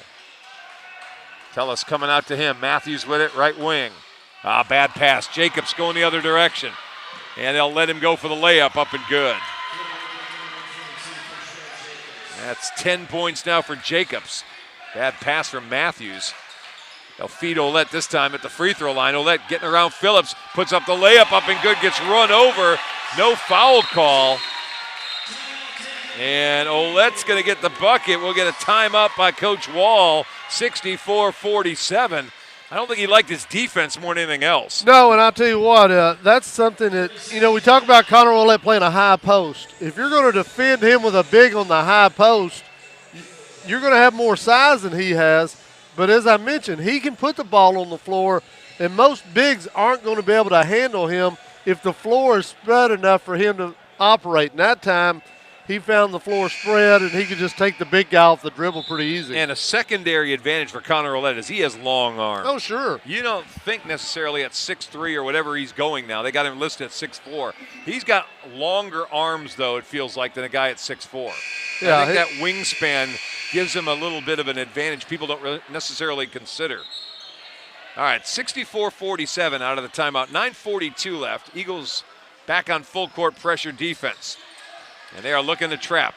They'll scoot it over the top of that and then throw it away. It was an attempt by Butler to get that ball to Jacobs and just put too much heat on it. It was a catch and throw by Butler, and that could not be controlled by Jacobs. So the Eagles will go back on offense. 9:34 left to play. And here comes full court pressure from the Tigers now. And it's McGee. Cross court skip to Dow. Can't find the ball. Now he's got it, loses it, and it's picked up by Jacobs coming the other way. Olette coming in from behind, poked it away, and it finds McGee.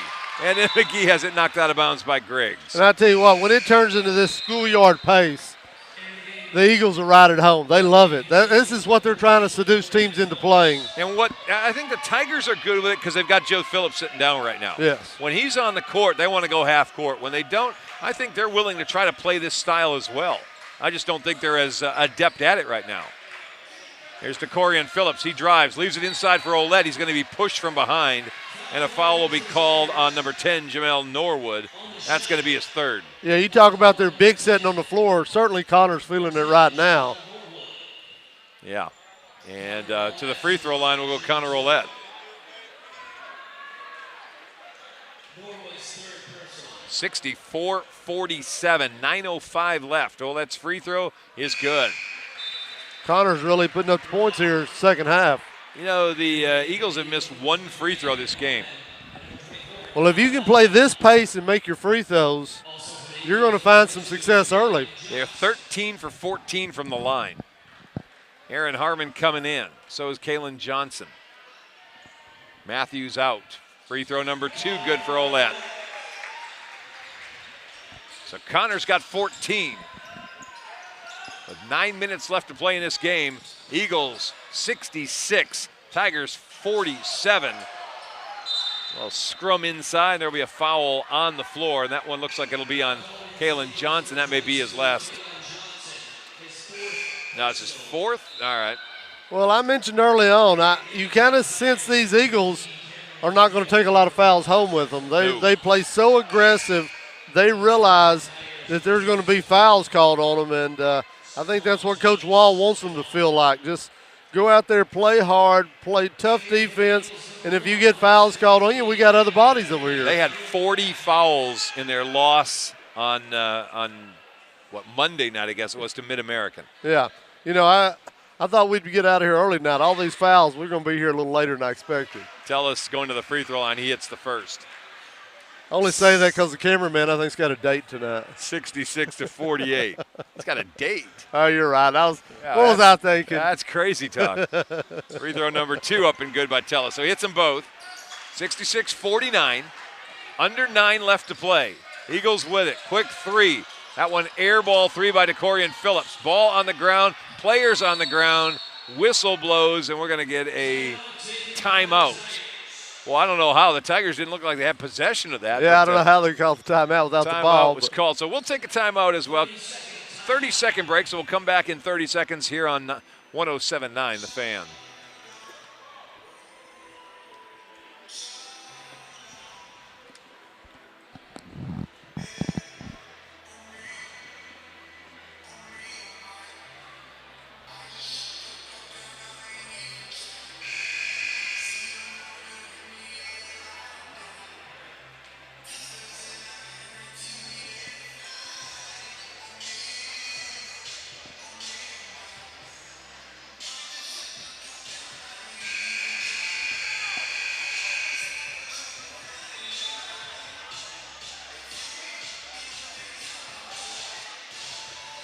All righty, welcome back. 8:43 left to play. Eagles with a 66-49 lead over Champion Christian College out of Hot Springs, Arkansas. We're talking about some of the dignitaries. Former Ouachita Tiger Cross Bright in the stands. Really? Played a little high school ball with a couple of these kids. Not bad little ball player. I say little, big ball player. He'd be a big man on this court tonight. He would definitely be the big man, I think, on this court tonight. All right, the Tigers commit the turnover. We'll go back the other way, 8:35 left. Again, we're going to be back on the air with you on Monday night and back on the air with you again on Thursday night. And we'll do it again on Saturday. We've got 4 ball games this week. We need to talk to you about that Saturday game. Uh-oh, I don't want to know about this now. You're already bailing. Matthews loses control of it as he crosses the timeline. We'll get a foul called, and looks like that'll be Tellis who picks up foul number 2. So when you say we, is that the French term? Or? That is the French term. Oui. Yes, well, one of we may be in Austin Saturday night. Really? What's going on there? Anything exciting? I'm on the Longhorn beat. Really? Everybody is. Everybody's beating them right now. Everybody's beating the Longhorns. Oh, man, that's a man lost a bet.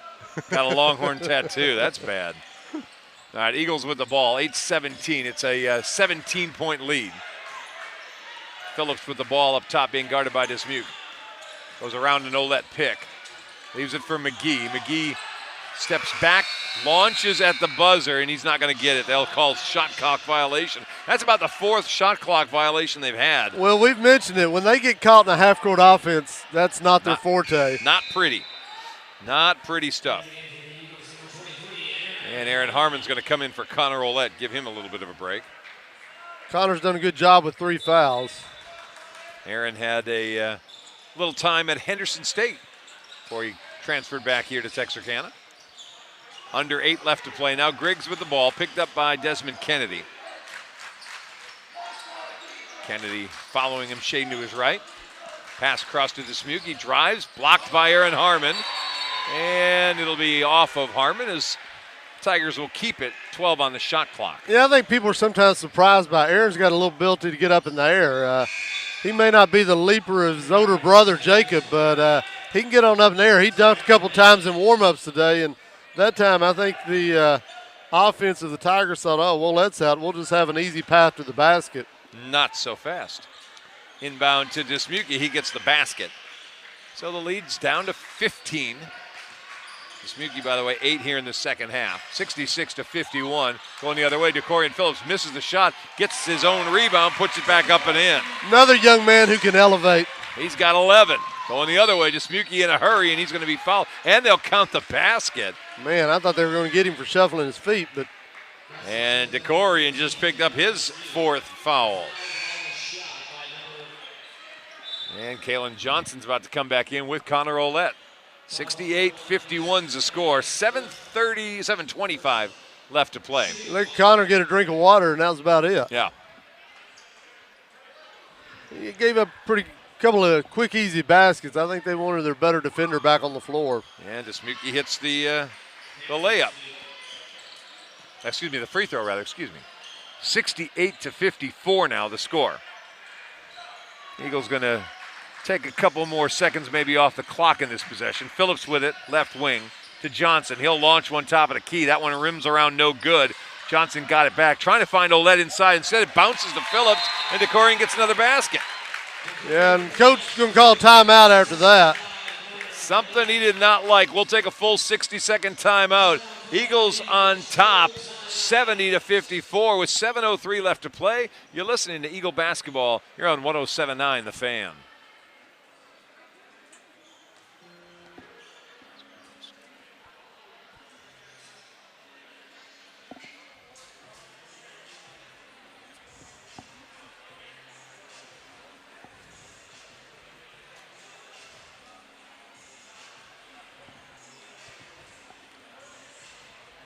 Let's see, looks like Aaron and Kyle are coming back.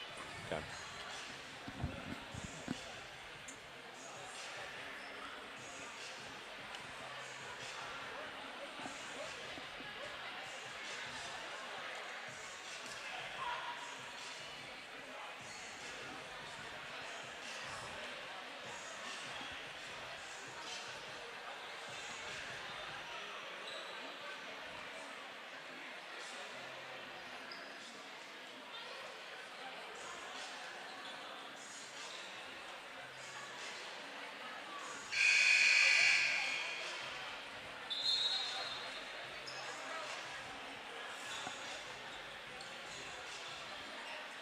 Now, welcome back. 7:03 left to play in this game. 70-54. The Eagles of Texas A&M Texarkana with a lead over Champion Christian College of Hot Springs, Arkansas.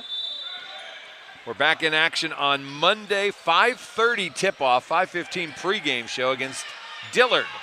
They're coming in here to take on the Eagles. Joseph Phillips back into the game for the Tigers of Champion Christian. They're looking for him inside. There's the lob in there. We're going to get a holding foul on Kalen Johnson. That may be number 5 on Kalen. Yeah, I think you're right for Kalen. There was no doubt he had his hand on him. Connor's coming back in with 3 fouls, and he may have to play the rest of this one. Yep, Kalen fouls out with 6 points.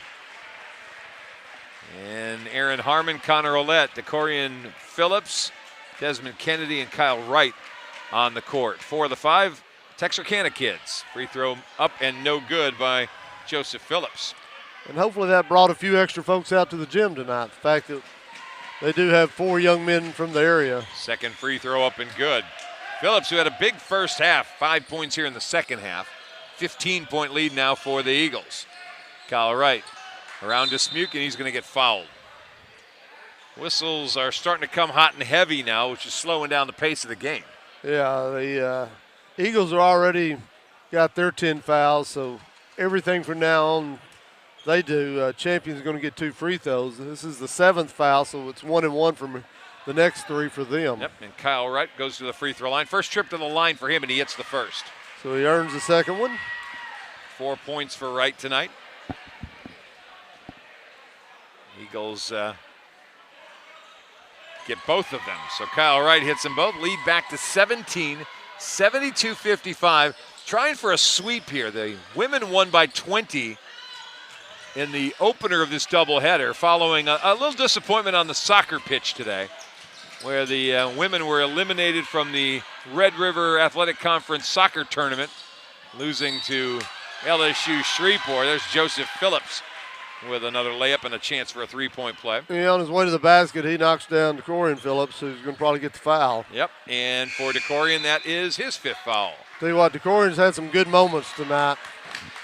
DeCorian's night ends with 13 points.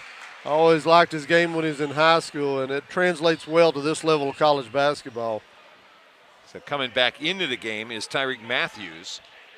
Matthews of the baggy bloomer. What's going on with those I shorts? don't know. You want to describe that to me? No, I do not. That's almost looking like a diaper. Connor Olette gets the rebound on the missed free throw.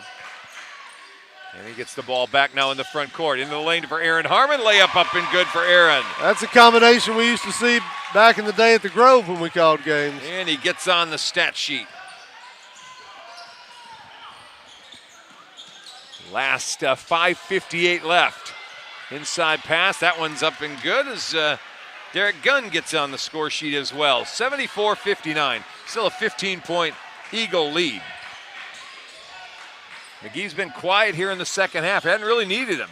He was big in the first half. He'll step back. This is a long two, no good. Gets his own rebound now right around the baseline. Hands to Ouellette. Didn't realize there was nobody behind him. He was looking for a body to kind of stop his way to the basket. Instead, he just turned and threw one up and got the layup. 16 for Connor Ouellette. Yeah, nice offhand layup that time by Connor. 76-59. Griggs with it, splits defender, still going to the basket. Oh, nice shuffle. Oh, there was a slap and no foul call. There it is. No, that's stepping on the line. Aaron stepped on the line. Wow. I could hear the slap through my earphone. Yeah, I'll tell you what. If I'm Derek Gunn, I'm asking the official to look. It's like getting hit by a pitch. Can you look at the handprint on my arm? They got no call on it, though. Griggs going to leave it for Tullis. Three-pointer, left side, no good. Rebound, Desmond Kennedy. 76-59, coming up under 5 minutes left to play in the game. Matthews with it. He'll give it over to Ouellette. Fakes, into the lane he goes. Another one to Harmon, another layup. Same combination we saw a few minutes ago, and Harmon's got a second basket. Yeah, they've flown from Hawks to Eagles, but the combination still works. 78-59. 4:45 left to play. Tellis with it. Pass down to Phillips, but it's taken away by Ouellette. Ouellette behind the back. Crossing the timeline. Where's Aaron? Give it to Kennedy. Back near half court. He's picked up by Butler. Left side. Here's it for Ouellette. He'll line up a three. Look good leaving. A little bit short. Yeah, Connor's feeling it right now. Rebound to Tellis. Tellis racing down into the front court. For Butler, looked at a three, passed on it. Starts his drive, starts it again. Hangs, shot up, no good. Aaron Harmon goes up, gets the rebound, then gets fouled by Joseph Phillips. Yeah, once again, Aaron Harmon surprises folks with how far he can get up and get the ball. Believe it or not, I think that's Phillips' first foul. They're sitting him down. Did I miss fouls for Phillips? I had him with one. I don't see five. Nobody's holding five up there. No, that's why he came out, though, real quickly. Yeah. Maybe just winded at this point. DeVoyle's coming back in now for the Tigers. 4:07 left. Aaron Harmon to go to the free throw line. Eighth foul, so shooting 1 and 1. Kyle Dow coming back into the game for A&M Texarkana. Free throw from Aaron Harmon. Good. You get another one, Aaron. He's backing out like he didn't get another one. Harmon with 5 points here in this second half. And he will hit number 2. And again, the Eagles' success from the free throw line, I still have them with just one missed free throw in the game. That looked like a travel by Griggs. Gets it to Jacobs, right side baseline, back to Griggs. And we're going to get a foul inside. And maybe Harmon holding on to Voyle. Yeah, he had a hold of the big man there, DeMarcio DeVoy from over in Bastrop, Louisiana. He's a big man. Yeah, he's solid 6'6". When we watched him warm up, we actually were talking about him. I think I was talking about it with maybe with Coach Wall. Like, I'm looking at these guys, they look like men. He said, They are men. He said, but our style takes them out of their game. Yes. And he was exactly right. Yes. Boyle misses the free throw. Yeah, if you can't get up and down the floor, you're going to have some trouble with the Eagles here this year. DeVoyle got 3 quick fouls, which really took him out of the game. He hits the second free throw. His first point of the night comes with 3:53 left to play. 80-60. Eagles on top. Kennedy with it. Skip pass, then again to Ouellette, top of the key. Ouellette looking for some movement. He's got Kennedy with it. McGee with it. McGee to Kennedy to Dow. Misses the 3. Long rebound to Jacobs. Dow coming in from behind, trying to poke it away. Can't get there. Norwood's got it now right side. When DeVoyle's putting his hand up like, give me the ball. Finally, he gets it, and he gets the layup opportunity, misses it, gets the offensive rebound, misses it again. And now out ahead, it'll go to Kennedy. He'll hit the layup. It'll be an 82-60 lead. Well, DeVoe demanded it, and then he didn't do anything with it. I had 3 chances at it, just couldn't get it to go down. And we'll get a foul on Kennedy. That's foul number 4 on Desmond Kennedy. A little too physical, pushing on Butler. That's the typical foul you're going to get with this style of play. The hype, the up and down, and it's hard to tone it down. Tell you what, there's a beaming Michael Galvan on the other side of the court, the athletic director, who's got to be loving what his vision has wrought here. Well, he wanted basketball. He wanted to be able to keep growing this program athletically. We said it yesterday. He started with some of the smaller sports just to get going. You have to have a certain number, and having to have a gym became the other part of this. And that construction finished this past year. And sure enough, here we are with both men's and women's basketball teams in Texarkana. Yeah, you got people exiting the building because they think it's over, and that's a good sign too. Yeah. Eagles with the 20-point lead. How about 2 more for McGee on some great passing? That ball never touched the ground. 4 of the Eagles got their hands on it. It ends with McGee's bucket. He's got 22 on the night.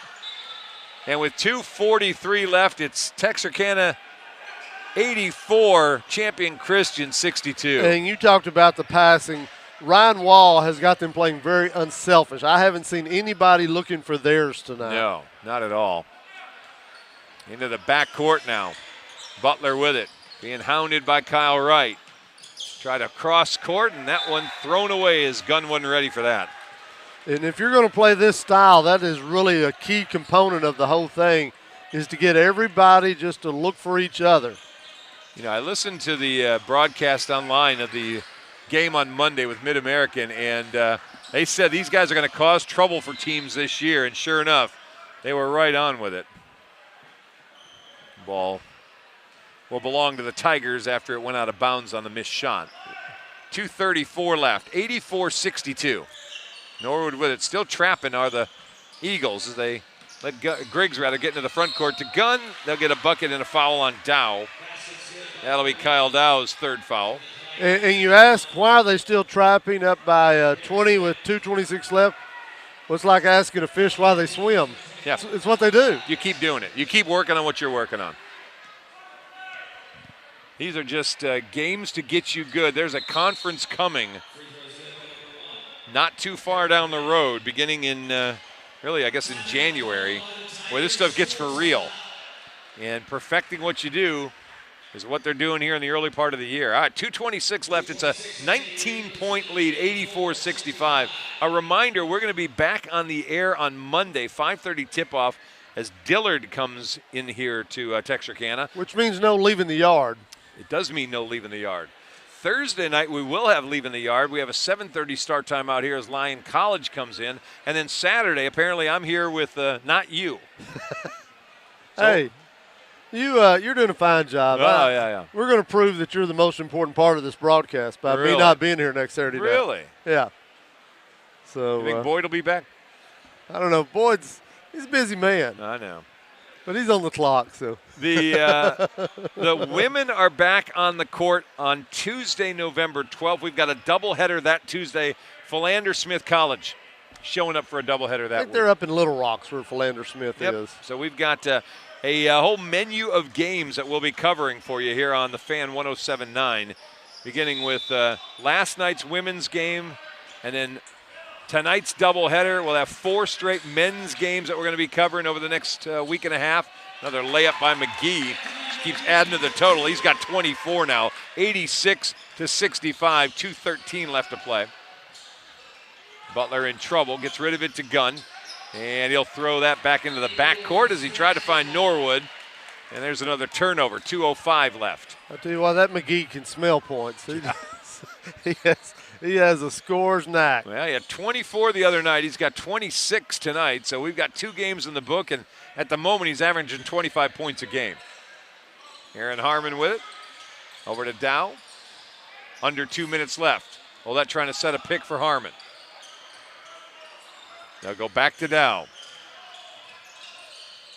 This was a game that the Eagles got a hold of early. They never looked back. Harmon missing a 3. Rebound by Gunn. They came out firing from three-point range early. And as we said, they got the lead. They never stopped. Right with it, front court. Looking for Harmon. He'll started to line up a three, stopped, lined it up again, and then buried it. Aaron Harmon with the three. Well, basically said, if you're not going to come out here on me, I'm going to shoot it. He's got 9, and we'll get a foul from behind. Looks like maybe McGee. Yep, it's Kyle Wright they give it to. That's his 5th. But Kyle fouls out with 5 points tonight. He's going to give it over to Desmond Kennedy, one of the starters coming back in. Again, a great soccer season came to an end this weekend. The men lost yesterday, the women on their home field today as they dropped a heartbreaker. 25 seconds left in regulation. LSU Shreveport scored a game-winning goal to get a 2-1 victory. And if you didn't get enough soccer, you can still come out and watch the conference tournament here next Saturday. 1 of 2 for Griggs, 89-66, and then we'll get a foul called as looks like Derek Gunn's committing the foul. Not exactly sure if we're getting a little yippee out there or what's going on. 89-66 the score. Connor Ouellette is going to go to the free throw line on Gunn's second foul. 1:14 left to play. Ouellette lines up the free throw and gets that to go. And Ouellette adding to the point total. 17 for Connor tonight. We'll make it 18 as he swishes all 5 he shot here in the second half. Again, I'm unofficial, but I have 1 missed free throw for the Eagles so far tonight. We are coming down to the end of this. Minute 6 left. While I don't think the Eagles are going to get to 100 tonight, it's been a good opening night for them. Well, they got 85 on Monday night. They're at 91 here tonight. Their style certainly gets them up and down the court and gets them points. And how about foul number 5 for Desmond Kennedy as he fouls out, reaching in on Butler with 57 seconds left. Did I mention these Eagles aren't going to take a lot of fouls home with them? Well, 4 guys fouled out Monday. We've got 3 out already tonight. 4 out now. That's the 4th one. Kalen Johnson, Kyle Wright, DeCorian Phillips, and Desmond Kennedy have all fouled out tonight. We'll have to take the polos off somebody soon over there. Free throw number 1, good. Here's number 2 coming from Butler. And he hits them both. He only suited up 9 tonight, and we've got 4 off the court. Yep.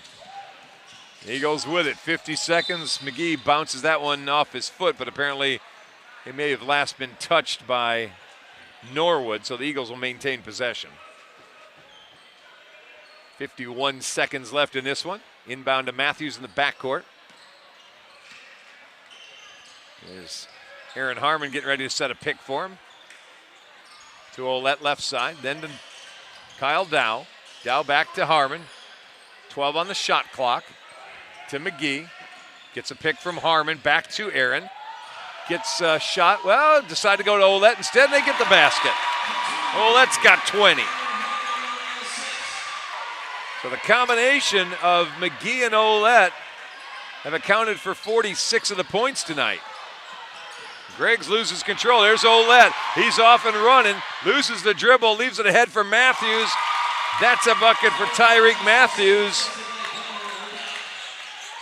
4 points for him now. 8 seconds left. 95-68. Another steal. There goes Dow with the layup. That's up and good. 97-68. 2 seconds left. And we'll get a foul on Dow. What are we going to call it? Yeah, they're going to call that poor sportsmanship, trying to steal. When you're up almost 30 and you're trying to steal with 2 seconds left. I think they're calling the game. I think they may say that's all. The clock should have run out. Yeah. The clock didn't run after the last basket, so that's where it's going to end. 97-68. An impressive home debut for the Texas A&M Texarkana Eagles men's basketball team. A 29-point win following the women who won by 20 points. I said if that didn't motivate them, I don't know what does.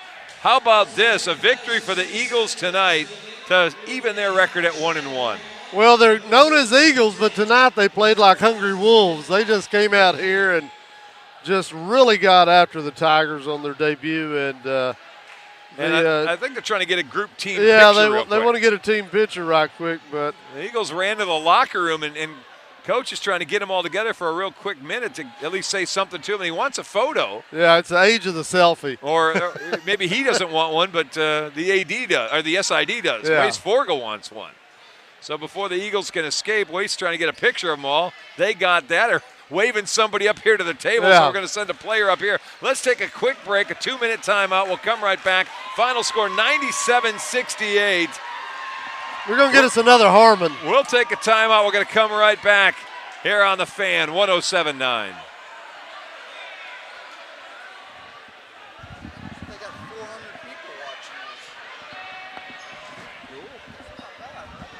Hey, it's Chuck's eye. I think so. I think that's what the. Oh, that makes sense. Okay. There's 400 people watching. Really? Hey, how's it going? Good job, young man. Thank you. Now, we had Ben up here earlier. Oh, okay. So we want to be smarter on them. Yeah. Yes, sir, I got you. Did you enjoy that? Yes, sir. It was fun. It was a lot of fun, and you look good. You did good. Thank you. Oh, okay.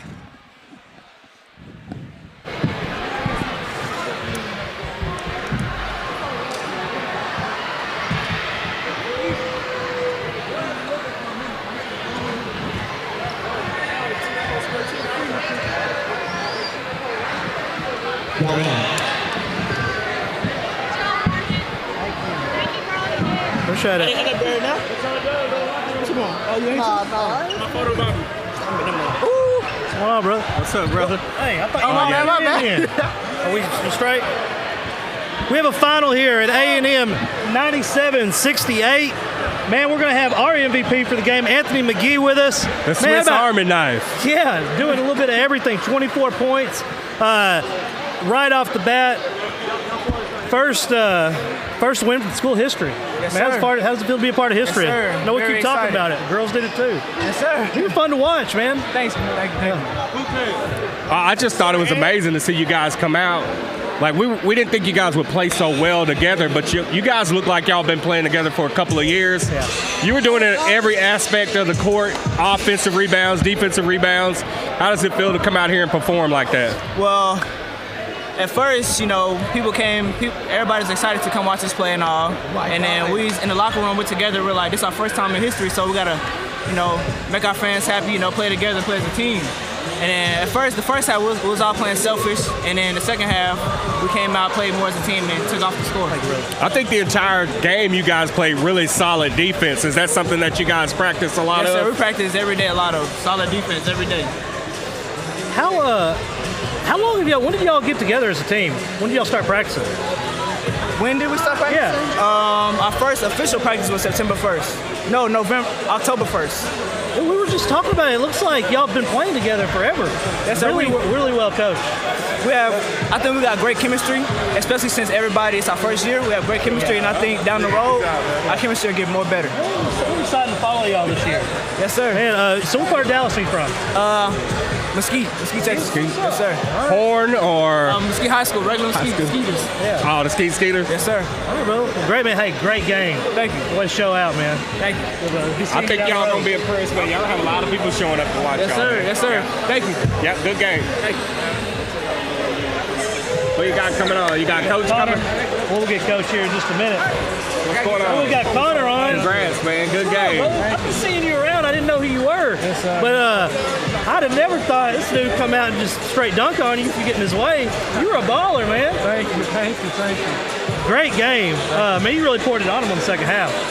Love the way you play defense. We were talking about that at halftime, how you play defense. A lot of Pleasant Grove graduate? Yes, sir. Going full tilt. Oh, you know that's how they do it around there. What's it feel like to come out here and get your first win here at new arena and everything? I mean, it feels great. I mean, starting this new tradition going on around here, it's amazing. You know, nothing like this has been in Texarkana. Yeah. And so, you know, you got all these people coming out and, you know, supporting us. It's a great atmosphere. Looks like Coach has you guys well conditioned because you guys were pressing pretty much the entire game, running full court press, and just hustling the entire game. And I think that's what got you guys the win was the hustle. Oh, yes, for sure. Off season's really rough. I mean, he has us coming in 6 o'clock in the morning, 5 days a week, doing conditioning and stuff like that. And during practice, we go up and down the whole time, up and down. There's no breaks, nothing like that. Man, we were sitting there. Y'all look like y'all played together forever. I mean, I wasn't expecting y'all to be this good, this fluent. And this offense and defense, man, like communication's great. I don't even hear y'all talking that much. It's like everybody knows where they're supposed to be. Right. Well, coaches made sure in practice to get us in the right positions and stuff like that. Having the right rotation on defense and all that. But we do need to get better at talking for sure. Once we get the talking aspect down, we'll be a lot better defensive team.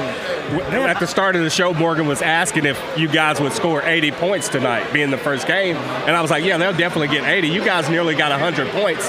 Do you think that's because some of you guys do play together? I've been to some little basketball games here locally where you guys all play together and stuff like that. Do you think that helps you guys now? I mean, a little bit, but I think it's really the effort. The effort is what gets us there. You know? That's a very good point. All the hustling around and stuff like that.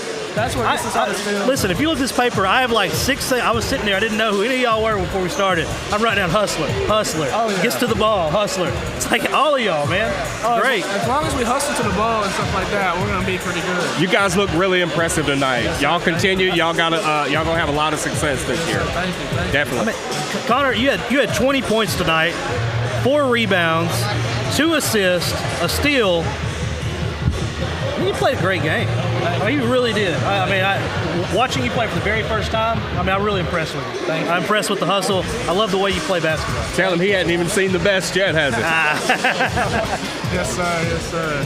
Well, great, brother. Man, I'm sure we'll be seeing you down the road, man. I'll say what's up next time you see me. I will. All right, man. Congratulations. Thank y'all for coming to the game. Oh, absolutely, bro. Come on, brother. How you doing? Good, man. How are you? How you doing? Man, we got to Corey and Phillips. You have our first basketball replay that we've done of the year. First game. I was wondering if we were going to get one. Yes, sir. Hey, that was a real deal slam right there. I like that. Yes, sir. Appreciate it. So you went to LE, right? Yes, sir. So when did you graduate? 2018. Yeah, just here recently. Man, 13 points on the night. I can assume you may end up with play of the week with that big jam. Yes, sir. Somebody just told me y'all's first practice was October 1st. That's literally how long y'all been playing together? Yes, sir. Well, yeah. Our first practice was October 1st. We had to get through September. The month of September was horrible. We had to do conditioning. So we had to pass the conditioning test to get on the team. So, I didn't mean to cut you off, but you were talking about conditioning tests and stuff. It's definitely paying off because you guys ran the floor pressing the entire night, and as a fan in the stand watching you guys, it looked really good for the first game. Second game, but still early in the season. Yes, sir. Our coach wants us to get even better from that. So, I mean, we did have some mistakes, but we fixed them fast, and that's what coach preaches. So, I mean, that's the reason why he conditioned us like this, for us to be in shape and be able to do this the whole game. What was his halftime message to you guys? Because the first half, you guys were playing good defense and stuff like that, but you were kind of careless with the basketball, a few turnovers and stuff like that. He came in and preached about how our defense was okay, but it wasn't enough. Yeah. For that to be a team like that, we should have been blowing them out. We should have been getting a lot of stops and let our offense just happen. Just let that offense happen through whatever it happens. So, I mean, our defense could have been better first half, but we came back out and showed that how our defense is supposed to be ran. I know right at halftime I said that you guys were up probably 9 points. I said, and they've been playing a little bit sloppy. I said, if they clean things up, they could be up by 15, 20 points. And I think you guys won by a pretty good margin. Yeah, let's see. Almost 30 points. Yeah. I mean, I was worried everybody's about to foul out. Yeah. We did get in a lot of foul trouble. We got to be more disciplined. I mean, the way y'all are playing defense, though, man, y'all are flying around. You're just going to get fouls doing that. I didn't like a lot of these calls. I've never seen this many charges called in the game. Yeah. We practiced that a lot, though. We practiced playing hard and make sure we draw charges. Last thing I want to ask you is, how did it feel to just come out here and see these stands get packed the community. Graduating from Liberty Arlo and being able to fill up the stands with our fans, it felt like I was at home. Yeah. So it felt real good. It felt good for us to come out here and win. Like, we don't ever want to lose at home. Man, hey, y'all keep doing what you're doing. I was very impressed. Man, I am too. And this is not a knock on anybody. I didn't think you could bring players that haven't played together, put them on a team, and I assume y'all started practice in August, but by October 1st, first real practice, and come out and play together like that. Yes, I mean, communication was unbelievable. I mean, I'm really, really impressed. I don't just give them out. Yes, sir. I'm telling you. Appreciate it. Man, you know, you're part of history tonight. You know, first win ever for the men's program, first game at home. Man, you have a lot to be proud about tonight. We're proud of you. It is, but we got to come back and work tomorrow. We got a game here Monday. Right. You want to shout out any of your teammates, man? Because pretty much everybody that was on the court tonight did a good job. Yeah, I just want to shout out my whole team. Texas A&M, Texarkana. I want to shout out my coach, Coach Wall. All right. Appreciate it, brother. I'll see you down the road, man. Say what's up to see you. All right, let's see, Appreciate bro. it. Yeah. We have Harmon on. Let me get you, man. What's up, bro? How's it going? We can't have a Harmon on the roster and not talk to him. Call your name and the crowd goes wild. Sir. Harmon comes into the game. Everybody starts cheering. I'm out there in the hallway. What's everybody cheering at? Oh, he just came in the game. Yeah, sir. You got a big cheering section, man. Absolutely. You came in and you fit right in. You know, everybody, like I was telling your teammate, everybody was hustling. Everybody was getting after it. You came in.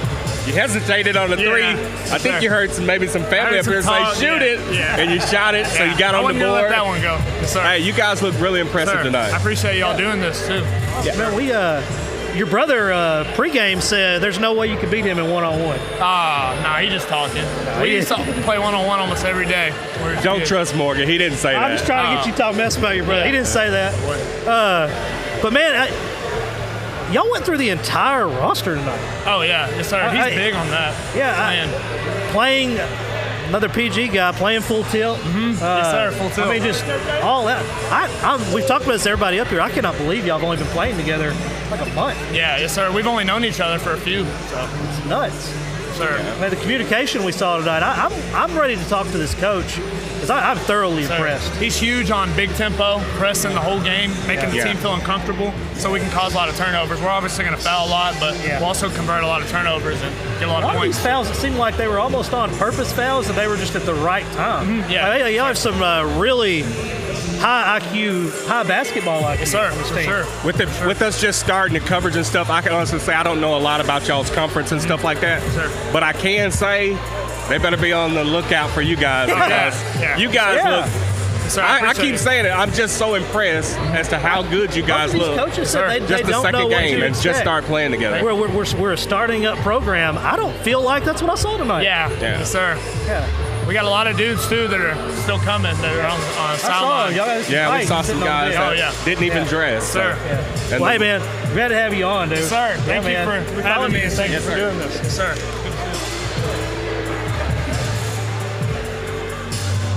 So, my goodness. What a night for you. What a night for Texas A&M, what a night for this program. Packed house. Hey, packed house. Community did exactly what we were hoping would happen for these kids. Yeah. They came out and they supported. That's what we wanted. I mean, they were standing room. I mean, what a great turnout. I tell you what, I didn't know what to expect when we showed up here tonight, but he was showing me some numbers a minute ago, and at one point, I think we had 10,000 views for this basketball game. As soon as it cuts off, I'll be able to see. I cannot believe it. I'm interested to see the analytics on that. If that's what that pulls back, it's going to be insane. One thing we can do is 500 people.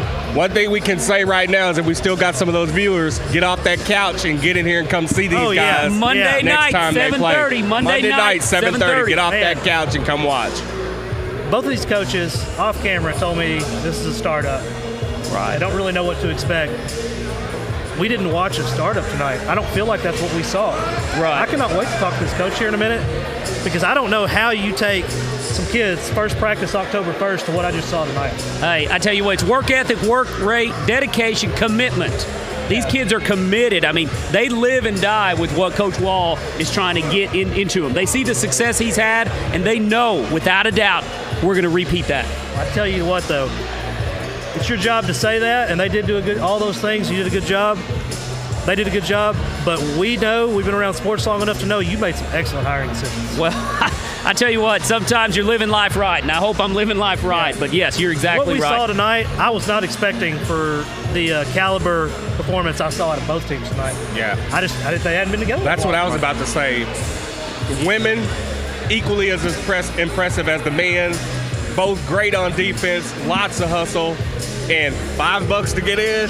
Oh, man. You got a $40 show for $5. I'm telling you, if you're looking for a good time, come to Texas Stadium, tour this campus, look around. They'll be happy to show you. This is an unbelievable facility. Well, you guys doing what you do, we're doing what we do. I tell you what, we can definitely have this marriage made in heaven and keep doing what we're doing for really good kids, man. Oh, we do. We've got some great kids. I'm real big on body language. I look for body language in athletes. You're a smart man. You've been around athletics. We preach that. I didn't see anything. I've never seen this many charges in a basketball game. Oh, one of your players come over and said, "Man, we work on that." I'm like, "Yeah, I must work on it all the time." Who's gonna take a charge? Honestly, who wants to take a charge? Grown man running at you, and you're supposed to stand there. Yeah. It takes a lot of heart. Well, you don't see it just called that often. They just don't give those out. Right. And exactly. I would love to know the stat on that, but I bet you it had to have been close to double digits. That was definitely over 5. Right, exactly. Well, first home game, you guys were maybe 2 or 3 points away from 100? I'm telling you. That's impressive. We were talking, you think they'll hit 80 points tonight, and Coach comes up and says they're going to play up tempo. And I was kind of thinking, all right, we'll see what happens. Right. Well, they get on a roll, get some ball. Even in the women's game, they start getting that three, start feeling it a little more. You see it. I told you they're going to put it up, but once they get up there, it's really going to be a special thing to watch. Like we were just talking to Harmon, and he was just saying about effort and them giving effort, and I told him that's exactly what got you guys the win and nearly 100 points tonight. Exactly. Just the outright hustle all night long. I had a great time tonight. Well, you guys are welcome back. Your viewers are welcome back anytime. Let's do this right. Absolutely. All right, brother. Appreciate you being on, man. All right. Great night. Appreciate it. Yes, sir. Thank you.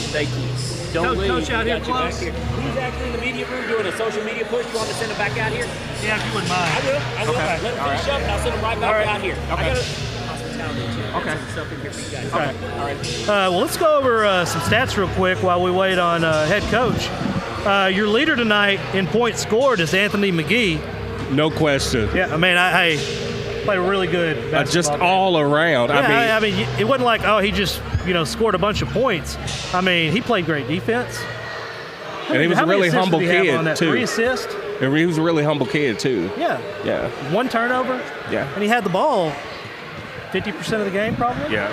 And, I mean, he was creating plays for his teammates. Is one of the things I was really impressed with. I gave him a nickname, the Swiss Army knife. You got Swiss Army, a little bit of everything. You're giving out nicknames on first night of basketball season? Yeah. Also, right there, number 22 just walked by, Kalen Johnson. He had a good night as well. Don't show up in the stat sheets, but he was hustling around. I saw him doing a lot of different stuff out there. Yeah. Connor, and I'm not sure how to say his last name, so I'm not even going to try. I've seen him around. I didn't know who he was. I've seen him play. I'm definitely going to say what's up when I see him next time. Yeah. If I'm playing a pickup basketball game, I'm going to try to get first pick. I saw him playing in a charity event over at Arkansas High. You want to get on one? Yeah, man. Tyreek? Yes, sir. Oh, man, where you from? I'm from Baton Rouge, Louisiana. This is what I was talking about. You got the longest drive back home. You ever go back? No, I haven't gone back since I've been in school. How is it coming from Baton Rouge to a small town like Texarkana and getting adjusted and stuff like that? It's not too hard. I'm not one of those guys that want to be in the way all the time. Yeah. I just rather be in the gym, be at the house chilling. Yeah. So it's not that hard. Really, I'm focused right now. What do you think about your team's performance tonight? It was great. We just gotta pick it up on hitting shots. We gotta pick it up on hitting shots. I think when we get comfortable hitting shots, it'll be way much better. We missed out on probably about 30 points. We ended with 97, right? Yeah. we were impressed with the 97. Yeah. I wasn't impressed with it because I know we're capable of doing it. You got to be in great shape. You isn't even that sweaty. Yeah. As much running around as you were doing. Right. That's some real deal defense y'all are playing. Yes, sir. Man, what kind of conditioning program do y'all have here? You get in shape for that kind of game you just played. So during September, we got a real strict conditioning schedule. So at the end of September, we got a test called the 33 test, and all of our players have to make it to get a jersey. So everybody, through the whole month, we watch all the sports, get T-shirts, bags, all that. We still practicing in our clothes from home. We don't get that until we pass 33 tests. And so that's really what it is. It showed that all you guys passed that 33 test. Yes, Y'all ran all night, and like I told some of your other friends on the team, just being a fan in the stands, it was well worth showing up here tonight. Man, great game, brother.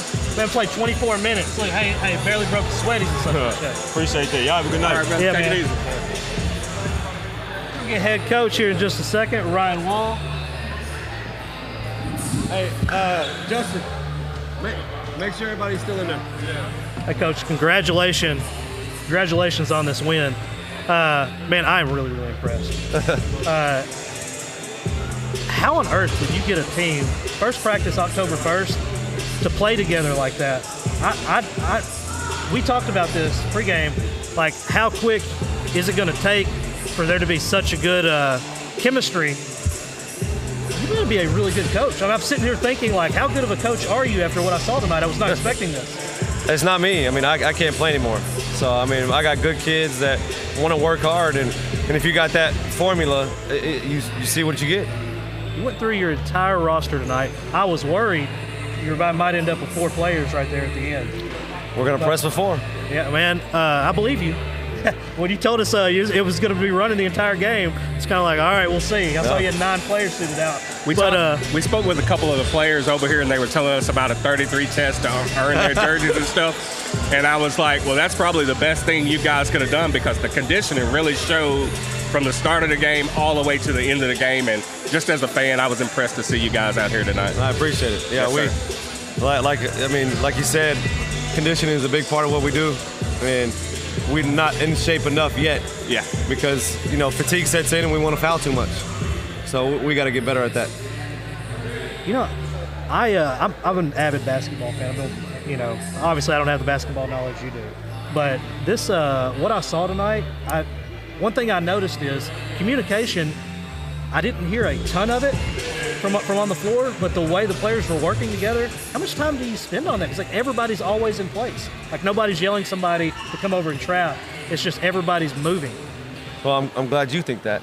Well, I'm glad you think everybody's in the right space. You win by 30. I assume everything went right. Yeah, so, I've been with them every day so I can see little things, but, I don't know what to say about that, but we got to continue to work on that. Great coaching. I mean, everything we're coming back and looking at, I mean, I've never seen a more team win than I saw tonight. You went through your entire roster, and everybody played hard. I'm sitting there looking at all these minutes played, and you have one player that played 15 minutes. Everybody else is over 20. You have a couple players over 30. I mean, you literally went through your entire roster. Yeah, that's what we try to recruit. Anybody that's watching this, you're going to play here. Yeah. Everybody gets to play here if you take care of your business. If you don't take care of your business, you don't get to play. Love the attitude. Love the attitude. So if you're looking to come here, make sure those lungs are working good. Yeah. So when we recruit, I'm recruiting them all the time, and I tell them multiple times, hey, we're going to run a lot here. Yeah. And as you see, we need to, because it's a fun style once you get used to it. It's really similar to the style that we ran in high school, press full court. But we did get our work in on those bleachers all day long, every day. We hadn't worked on the bleachers in about 10 years. You and me both. Back in high school. Back in high school. Man, historic night to be an Eagle. I'm really impressed with your ball club. Really impressed with you. I didn't think you can pull a team together this quick. And, I appreciate that. And I don't mean just you, just anybody. But I'm really, really impressed. Impressed with this program. I'm excited to see where y'all go this season. For what I saw tonight, I like it. I think y'all have a packed house here pretty much every game. This may be one of the best shows in town. Come out. Monday, at home? At home. We have a lot of home games in November. We need all the support. We feed off the energy, off the crowd, because we need it. We're not a slow pace. We're a high octane. Well, I guess go ahead and tell them what we're going to see from you Monday. I think we're going to press. I believe it. I believe it. Good answer. All right, Coach. Well, appreciate you watching this broadcast. Great game. Men and women's team both came away with W's tonight. First wins in school history. Yes, sir. 97-68. Ryan Wall, head coach. Man, congratulations. Appreciate having us out. Thank you. I appreciate game day coming out. Craig, tell them what time it is. We are out of here. Appreciate you.